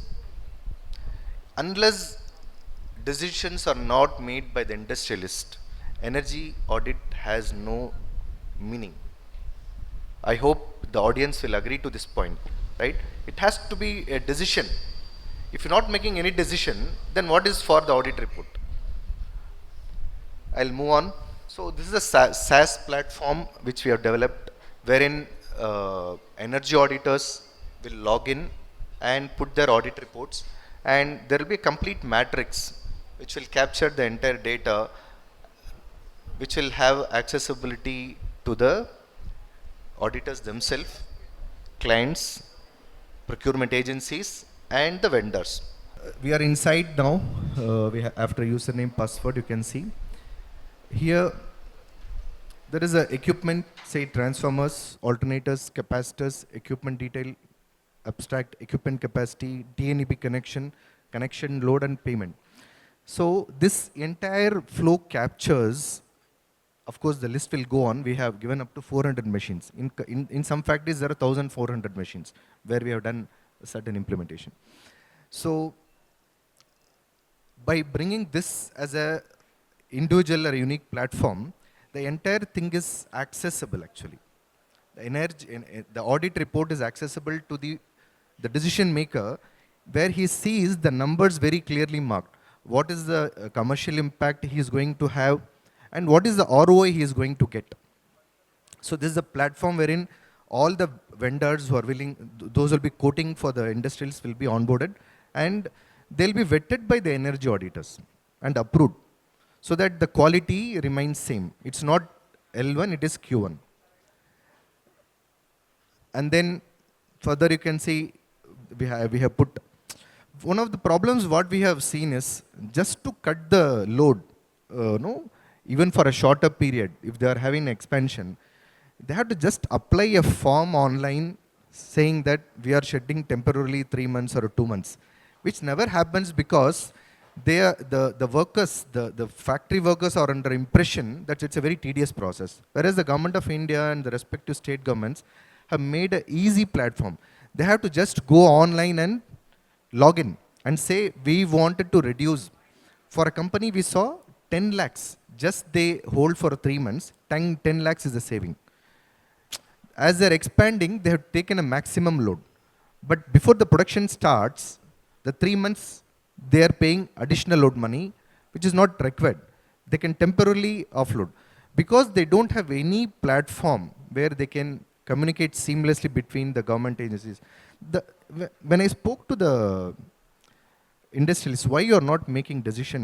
He says, if you go to the government, if they don't return in the next 3 months, when the production is up and running, what do I do? So there is a big clarity difference. And then, so this is one more page we can see. So this is for the energy auditors, vendors and clients, and all things are mentioned here. There's a few screenshots I've taken for you to see how it's going to be done. And 2 things I would like to make. We took as a challenge, no, Make in India happen. This is just a sorting table. The moment a person goes near to the table, the light will switch on with a sensor. We made in India, right? So again, this is street lights automation, what we have done. If the lux level comes down, automatically the light will switch on, and in the morning it will switch off. We need not do all those stuff. These 2 products we have developed, and I'm happy to share on the stage that the dignitaries who came and who interacted has asked me to come and meet me on Friday to take it forward to implement the streetlight project. Thanks to the same members for giving this opportunity. If you have any doubts about it, we are keeping very open.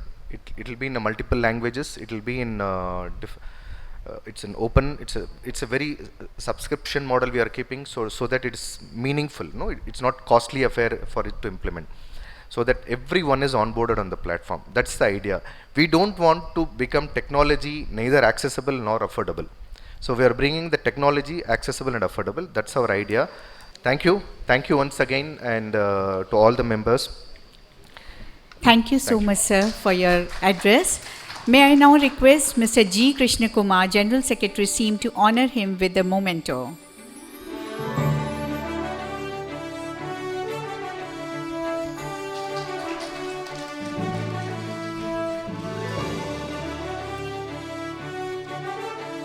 Thank you, sir.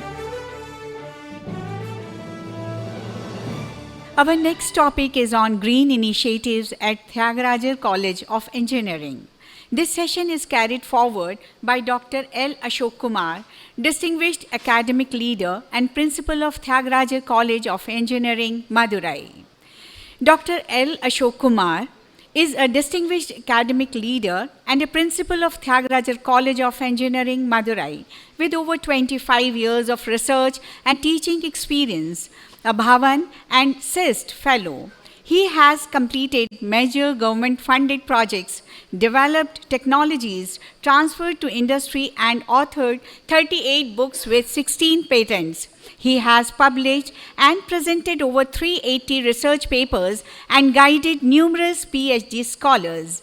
Dr. Ashok Kumar is a fellow of multiple prestigious engineering bodies and holds key position in national and international professionals associations. Please, sir. First of all, I would like to thank SEAM for giving me this opportunity to stand before you. Before I start, I would like to just give a small note. Happy International Men's Day to all.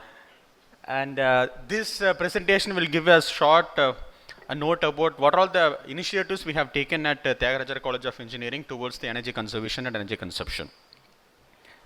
So just a short note about our turnover. So we have so the specific energy consumption is 2,350. We have compared the previous academic year and this academic year, and this is as per student specific energy consumption.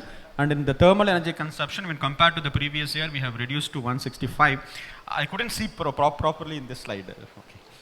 And the total production in terms of tonnage is 4,835. So this is the short note. And this is a simple slide to show you what are the green initiatives we have taken at TCE. right from the plants we have planted to the green transport we have taken, we have given a short note. This will be explained in the corresponding slides. And we have 400 kilowatt of solar PV installed in all our rooftop. All our rooftops are covered with solar PV generation, and currently we have given a small project to Madurai Corporation of floating solar PV. We have a small lake in Madurai, and 365 days we have water in that lake, and we are going to start floating solar PV at Madurai Corporation. This is still under process. And I am happy to note that we are the first institute to install solar PV power plant in Tamil Nadu, and we got approved from government of Tamil Nadu as well. And another important one is the Plastic Man of India. He is called as Dr. Vasudevan. He is a Basma Shri. And we have collected all the plastic waste, and we have laid roads in our institution. Other than that, all the borders of India, we have laid this plastic road. And we have been collaborated with two countries, DR Congo. All the roads in the Democratic Republic of Congo will be laid with this plastic road, and it's going to be one of its kind. Similarly, we have signed an MOU with Malaysia. Other than that, to sensitize the people, we have been funded with a green skill development program. Every 3 months once we will be conducting this program for 90 students with a stipend. So the participants can be any student, homemaker, entrepreneur, startup. We will be encouraging the people to optimize the waste, and we'll be also teaching the people how to convert the plastics to corresponding blocks, paver blocks or roads. So we are giving training to those people, and this is one of the center of excellence specifically for green energy. Also, we are conducting a lot of program to optimize the waste. So far, we have sensitized approximately 40,000 people, conducted 83 programs, and all these are all funded by Tyagarajar College of Engineering as well as Department of Science and Technology. Similarly, we want to start this program from the schools. So we are sensitizing the school kids. We will be encouraging the students to come up with a number of plastics or a number of plastic papers. Depending upon the number of kgs they have bought, we will be giving incentives or prizes to the students, and we will be teaching the students how to utilize the plastics into a usable one. Just to make give awareness about categorizing the different types of waste. And this is the conventional one. We have replaced all the classrooms and hostel rooms into LEDs, and this is the corresponding savings. And most of the fans have been converted to energy efficient fans, and we are doing it in a phased manner. And most of the air conditioner, we have converted that into either 3-star or 5-star or 3-star rated air conditioners.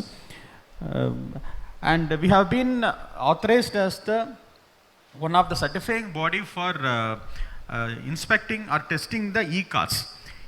In Tamil Nadu, each and every blocks, every districts are given e-cards, and Tyagarajar College of Engineering is one of the certifying body for testing this e-card.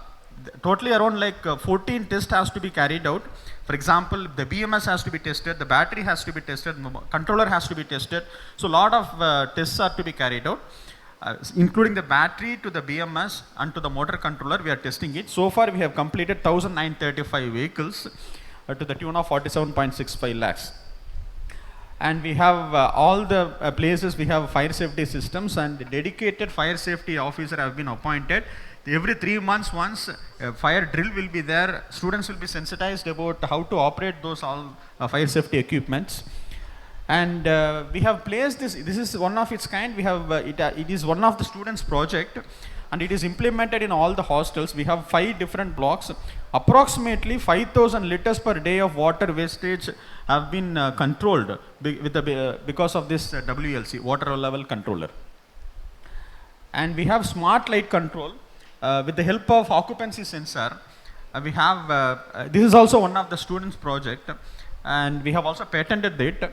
Occupancy sensor was placed in a library building, hostels, as well as in most of the offices. So based on the occupancy of the people, the lights will get switched on or off.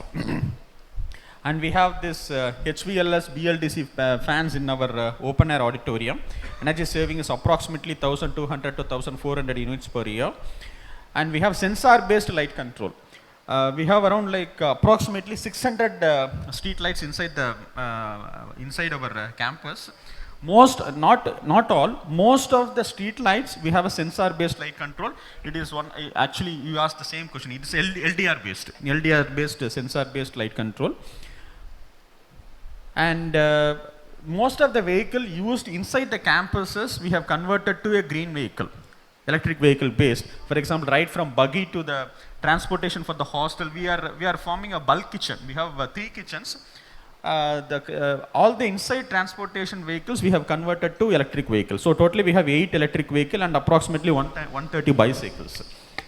And we have also developed electric vehicle for Madurai Meenakshi Amman temple.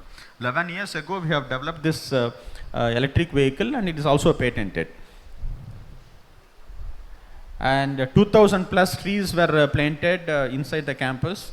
And if you see, all these roads are made up of plastic. And sanitary napkins for disposal, just to make you people aware that how waste are being managed inside the campus. And we have been collaborated with the 77 companies. We have signed a MOU with the 77 companies. The purpose of showing it here is, in all these companies, we are giving awareness to the people about the importance of energy consumption and energy conservation. And we have a separate energy auditor inside our campus. And to those companies and to the small scale industries, we are doing energy auditing at a very, very reduced rate card. And apart from that, we are taking the students along with us as an intern, and we have a scheme called as Earn While You Learn. So along with the student, along with a separate energy auditor, the students will go with that, go to that particular company. The student will understand the importance of energy conservation. One, students will understand the importance of how to use the energy auditing equipment. And third, they will also get some money out of that. So this is just to encourage the people how to do energy auditing, etc. And we have TCE TBI. So far 300 companies have been graduated through this TBI. This TBI is one of the institutions which is being funded by Department of Science and Technology. There are a lot of angel investors are here in this TBI.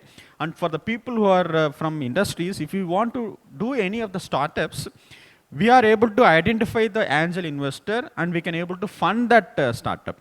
So far we have 40 startups graduated, 22 current incubators, 11 funded startups. We have around like approximately 10,000 square feet infrastructure facility, 80 co-working spaces are available, 19 COEs for product development. And if you see the noble startups, Val and Space, Save Mom, TTSL, it's not related to energy. TTSL is Tyagaraja Telecom Solutions Limited. They are the one who is supplying nose antennas to BrahMos. This is one of the startups, and they are the only companies in India supplying nose antennas to the BrahMos satellite. And these are all some of the co-incubated startups, key partners and key startups. And these are all some of the incubated company. And these companies are the startups which is related to renewable energy. We have Good Life Mobility, Tamira Board, Solar Guru graduated startup, Aravind Global startup. Under MSME scheme, 3 of our students, they have started their own startup along with the faculty member. The advantage of that is MSME is giving 15 lakhs as a grant for that startup. So we have around 4 companies related to solar energy and 4 companies started by the students as well as the faculty member. And in all the laboratory, we have installed this smart metering. Approximately our energy bill per month is 15 to 17 lakh. And we want to reduce that. So what we did is like we have installed smart energy, 75 smart energy meters across. And each and every lab, we will be calculating the energy consumption per month. And we will be giving an alarm bell to that. We will be comparing that. And those labs which consumes less energy, we will be giving some incentive or an award kind of. So to make you people understand the importance of energy conservation. And we have sewage treatment plant, 270 kiloliters of sewage treatment plant, and those waters are being used for the gardening purposes inside the campus. We have around like 183 acres of land, and it is full of green energy. And all those waters are being used with the help of this STP plants. And we have biogas plants inside the boys hostel as well as in the girls hostel. All the waste are being converted to gas, and we are using it for cooking as well as for heating applications. And we have rainwater harvesting as well, collected from 350,000 square feet of terrace area, and it is being fed to 2,000 square feet via canal. And recently we have started a center called a Center for Hydrogen Energy Research, and we are seriously working towards this hydrogen energy. So far we have also developed a PIM analyzer, as well as serious research is going on in this hydrogen energy research. We have all the equipments related, I'll complete it. We have all the equipments related to hydrogen energy research, and we welcome all the industries as well as the startups to come forward and please utilize this center of excellence. And we are an energy auditing consultant, and we have been doing energy consultancy to many of the industries as well as for the government organizations as well. And other than that, we have, all of you know, like we have 17 SDGs. What we did is like, right from the principal, my office, to each and every department, we will be concentrating on one particular SDG, not one particular SDG, particular SDG. For example, in my office, I am concentrating on SDG 16 and 17. Similarly, if you take each and every department, let us go to the particular department. Department of Architecture, they are concentrating on SDG 9 and 11. So to understand people what is SDG 1 and how they can contribute to the corresponding SDG, we will be setting target to the department. At the end of the financial year or academic year, we will be asking those people how they have contributed to the particular SDG. So in all these departments, they have contributed to a particular SDG. I'm just quickly running through it. All the mechatronics department, IT, CSE, physics, maths, English, CA. And this is one of our important program. We call it as Energy Ambassadors Program. And normally we used to celebrate Energy Conservation Day on 14th of December. And the energy conservation should start from the school. This is just a summary of the Energy Ambassador Program, what we have conducted in the year 2024. So we will be creating Energy Ambassador among schools as well as the college. We will be asking the people to submit projects related to energy conservation and energy consumption. And we will be giving prizes to those best projects as well as to the products during the Energy Conservation Day. So far, these many students have been benefited out of it. And this year also we have started this Energy Conservation Program 2025. And this year we have opened this to the schools, colleges, as well as to the industry. Industry people, they can submit their best practices which is being followed in their corresponding industry, so that it can be disseminated to the other industries as well.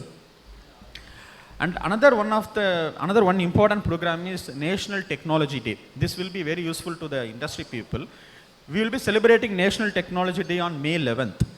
So from next week onwards, we will be collecting the problem statement from the industry. Last year, we have collected 86 problem statements, and those 86 problem statements were given to the students, given to the faculty member. Faculty member, along with one mentor from the academic side, he will be picking students from different vertical, and one mentor will be from the industry side who have given the problem statement. And before May 11th, to that particular problem statement, a solution will be given, and to make that solution fruitful, TCE will fund it. And at the end of the day, during the May 11th, top 20 problem statement solutions will be taken, and it can be implemented in the industries as well. And finally, both the academic and the industry can patent that, and for patenting also TCE will help it. So this is the gist of it. 24 industry problems were taken out of 86 teams. So we have given cash prizes to all the selected solution. And apart from that, the corresponding industries gave internship to those students. So this is about National Technology Day. I'm done. So these are all some of the books I have written related to the topic of energy auditing and management, as well as solar PV and power converters for electric vehicle. This is related to solar PV system. And these books are manual for solar PV system. Like it consists of all the step-by-step procedure to install a solar PV, how to diagnose a problem, right from the solar PV to the controller, how it can be connected to the grid, what are all the problems when we face when you connect it to the grid, etc. So at TC we have formed a Vision 2035, taking into account what are all the 17 goals, etc. Right from the academic to the student side, we have given a target to achieve by 2035 the statements related to energy conservation. So with this, I would like to thank SEAM and the participants for Thank patient you. listening. Thank you very all. much, sir, for your knowledgeable information. Now I invite Mr. K. N. Vijay Kumaran, Chairman SEAM Kerala Chapter, to honor him with the mementos.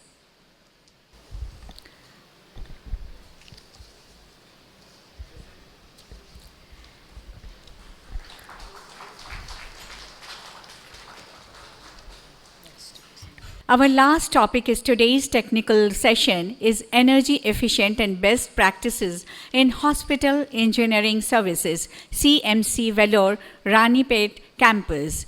This session is carried forward by Mr. M. Prem Chandar, experienced mechanical and HVAC engineer from Christian Medical College, Vellore, Tamil Nadu. Mr. Prem Chandar is an experienced mechanical and HVAC engineer with over 17 years of expertise in hospital engineering services. He holds an M.Tech in thermal engineering and is currently pursuing his PhD in innovative healthcare engineering solutions. He has contributed significantly to research in energy efficiency, airborne particles control, and medical infrastructure design. Mr. Prem Chandar also serves as the chair of Hospital Engineering Services at Kashgaon. Now, sir, please. Thank you, ma'am, for the wonderful introduction. And good afternoon, all. And thank you, SEAMS, for this wonderful opportunity.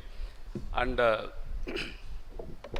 excellence in hospital engineering services as an part of as a staff working in Christian Medical College, Vellore, representing it's an hospital by itself.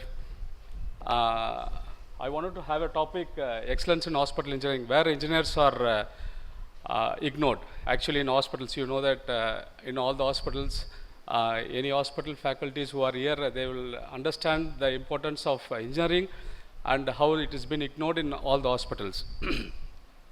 So, introduction about our Christian Medical College, Vellore. It is started in the year 900 by Dr. Haida Sophia Scudder as a single-bedded hospital. Now it is grown into nearly 3,000 plus bed, and this is one of the top-ranked hospitals in India. In 2018, we have celebrated our centenary for our town campus, and this year we are celebrating our 125-year of continuous service to the country. Vellore at glance, we are nearly around 13,000 employees are there, nearly 34 lakhs of outpatients with 1,59,000 of inpatients are there last year. This is our overall view of Vellore at a glance. This is a pictorial representation of what we do as an hospital to the country. And CMC Vellore Hospital, it is widely divided into 7 different hospitals with CMC Town Campus, which is started in the year 1924, Shell Hospital in 1902, Rouge Hospital, Nursing Campus, Vellore, CMC Vellore Chittoor Campus, and CMC Vellore Ranipet Campus, which is inaugurated in the year 2022. The Ranipet Campus, when it was designed, I was part of the design stage and I was executing a project also. When it was designed with lot of patient care, so much of discussion went for patient care and nursing excellence, everything was going on. That time we had a discussion to concentrate more on energy efficiency.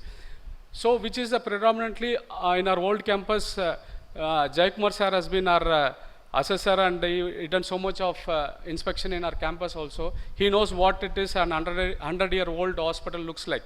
So when we came to Ranipet campus, our predominant, as an engineering team, our predominant role is to have an energy efficient hospital which saves lot of energy for our institution. So it is an 18 lakh square foot building in which 11 lakh is an air conditioned building. This is the floor wise breakup what I have given to you. So the key factors what we have concentrated and what we have implemented in our Ranipet campus are 2 megawatt of solar power plant we have, and LED lights for all areas, and BLDC fans for general wards and waiting areas, VFD for all the pumps and AHUs, and nearly we have got 275 AHUs in our Ranipat campus. Around air conditioning equipment alone, around 1,052 equipments are there, in which we have provided VFDs for all the equipments. And thermal energy storage, one of the rarest thing in the hospital. No other hospital, I think so, will have a thermal energy storage system in it. And a chiller plant optimizer for our chiller plants. We have got a 4,500 tonnage of chiller plant room, which has been controlled and optimized through our chiller plants. And we have got centralized hot water systems and a building management system. And we have got a condensate water recovery system, biomethanization plant, STP, ETP, laundry. We have got a tunnel washer. So 2 megawatt power plant. The total electrical design is 10 megawatt, in which 2 megawatt has been designed as a solar plant. Around 64,000 units has been generated so far, in which a payback of around 60% has been return of investment we had in the last 2-3 years. So these are the solar monitoring system, and we used to monitor daily our what is the consumption, what is the power generated through our solar system. This is some of the dashboards of our solar monitoring system, and this is our energy monitoring system. Individually, without monitoring or measuring, we can't say it is a saving. So we measure and we monitor every month. Once we have our Associate General Superintendent Dr. Lallu Joseph, who is our head of Ranipat campus. She used to verify all the data of and we used to analyze, and we used to cut down where we can save the energy. That implementation also will be happening. So this is the energy consumption chart of our Ranipat campus. Totally around 50 to 60% of our energy has been consumed through our chiller air conditioning part. So next is energy performance index. The energy performance index for an hospital under ECBC is around 200 kilowatt per square meter per year. Whereas in the year 2023 and 24, we were able to achieve around 147.7 kilowatt per square meter per year. In the last year, we were able to achieve 154.7, which is highest by any numbers. So these numbers will show you how energy efficient we are at Ranipat campus. In the year, it was inaugurated in the year 2022. There were less number of occupancies in the year 2023. Now in 2024-25, it is full occupancy. So this is the month-wise data what we have taken and we have analyzed also. After analyzing, we have implemented so much of things to cut down the energy consumption. This is our chart of energy consumption per year, how we have calculated, and how, if you see from last year to this year, there will be a lot of reduction in energy consumption. So other areas, general lighting and ventilation, what we have done is all our lightings are with LED lights. Nearly 21,600 fixtures are there in our Ranipat campus, and BLDC fans have been installed. Nearly 21,000 fans has been installed in the campus. Around the power saving per year through installing BLDC fan is around 46,200 watts has been saved every year. And these are some of the implementation with the payback calculation we have done. So this is for BLDC fans. The amount invested is 16 lakhs 45,000 has been this thing per year, and average saving is around 16,000. So the return of investment, what we have calculated is in 13 months we are going to get the investment. So as Jaikumar sir said, it is not on the fault wise we are replacing. On the installation itself, we are replacing all the installations. So next is the VFDs for AHUs. And as I said, we have got nearly 275 AHUs. Around 354 VFDs are installed throughout the Ranipat campus. And some of the calculations, what we have done is nearly or almost we have saved 49 lakhs every year through installing VFDs in all our equipments.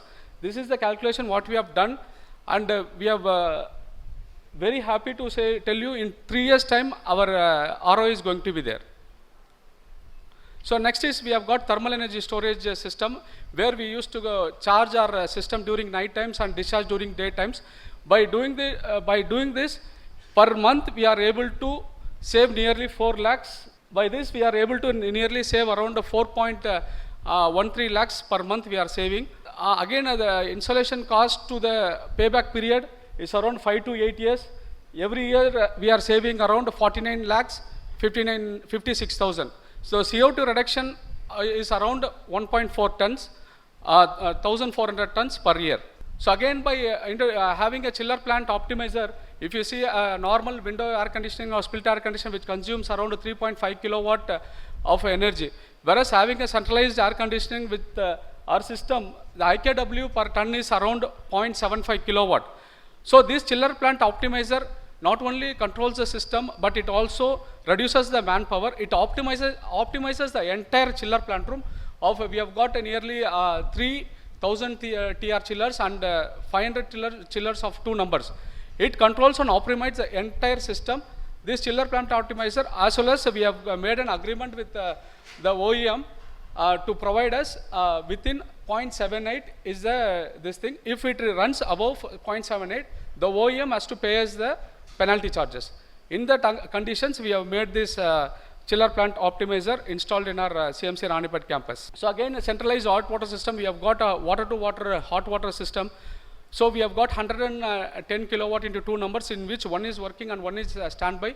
The average consumption per day, it is designed for 80,000 liters per day of hot water for general patients and ICU patients. And having an individual geysers across all the campuses, all the ward areas and everything, we should have gone for nearly 410 numbers of geysers, which will be having a 410 kilowatt we would be consuming. What actual is, now we are consuming around 110 kilowatt.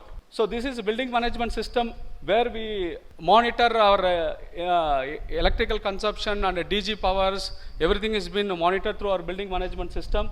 And HVAC, it is again, I said 275 AHUs, in which 93 numbers of critical AHUs are there, which has been controlled and optimized through our building management system.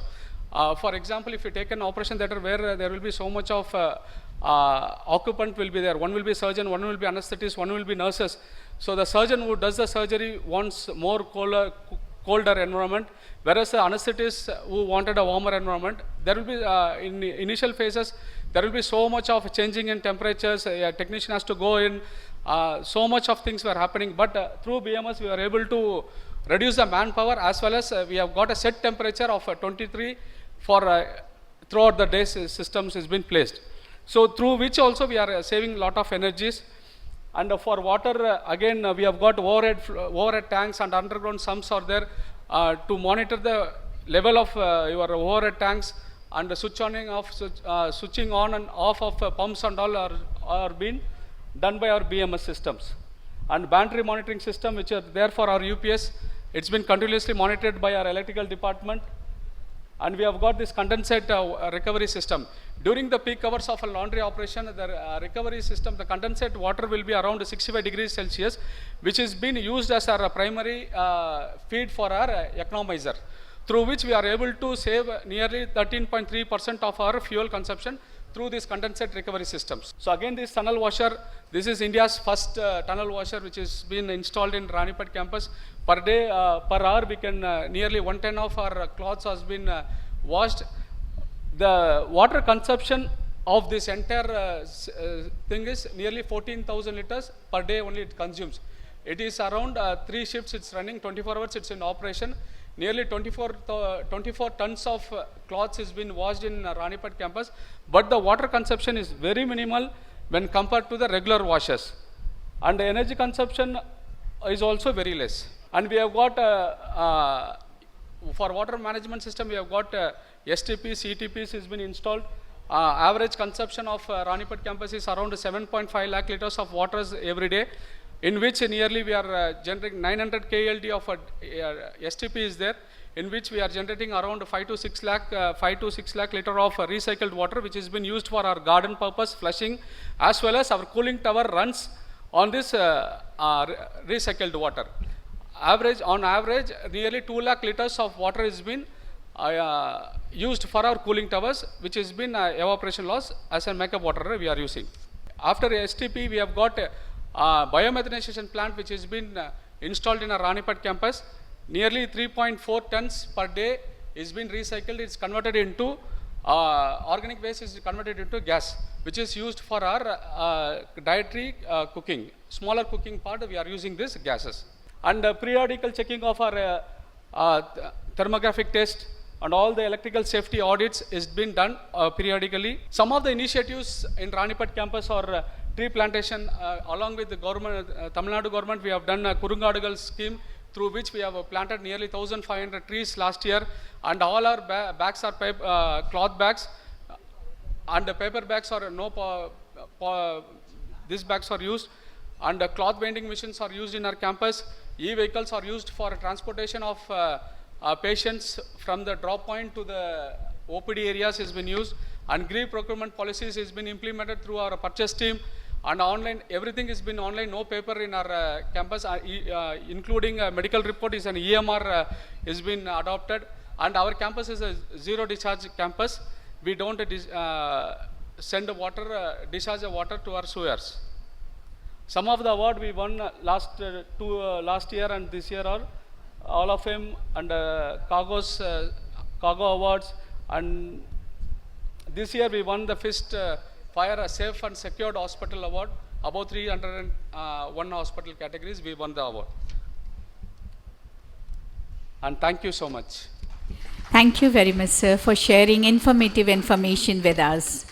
Now, may I invite Dr. Venkata Sudhir, Chairman, SEAM Tamil Nadu chapter, to give him the memento.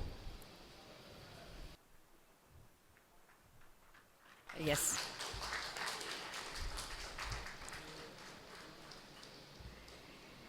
Thank you very much. Now with this presentation, we have come to an end of morning session. Let's disperse for lunch. We will be reassembled at 2 p.m., sharp 2 p.m. in the same hall. Thank you very much, all of you. Thank you.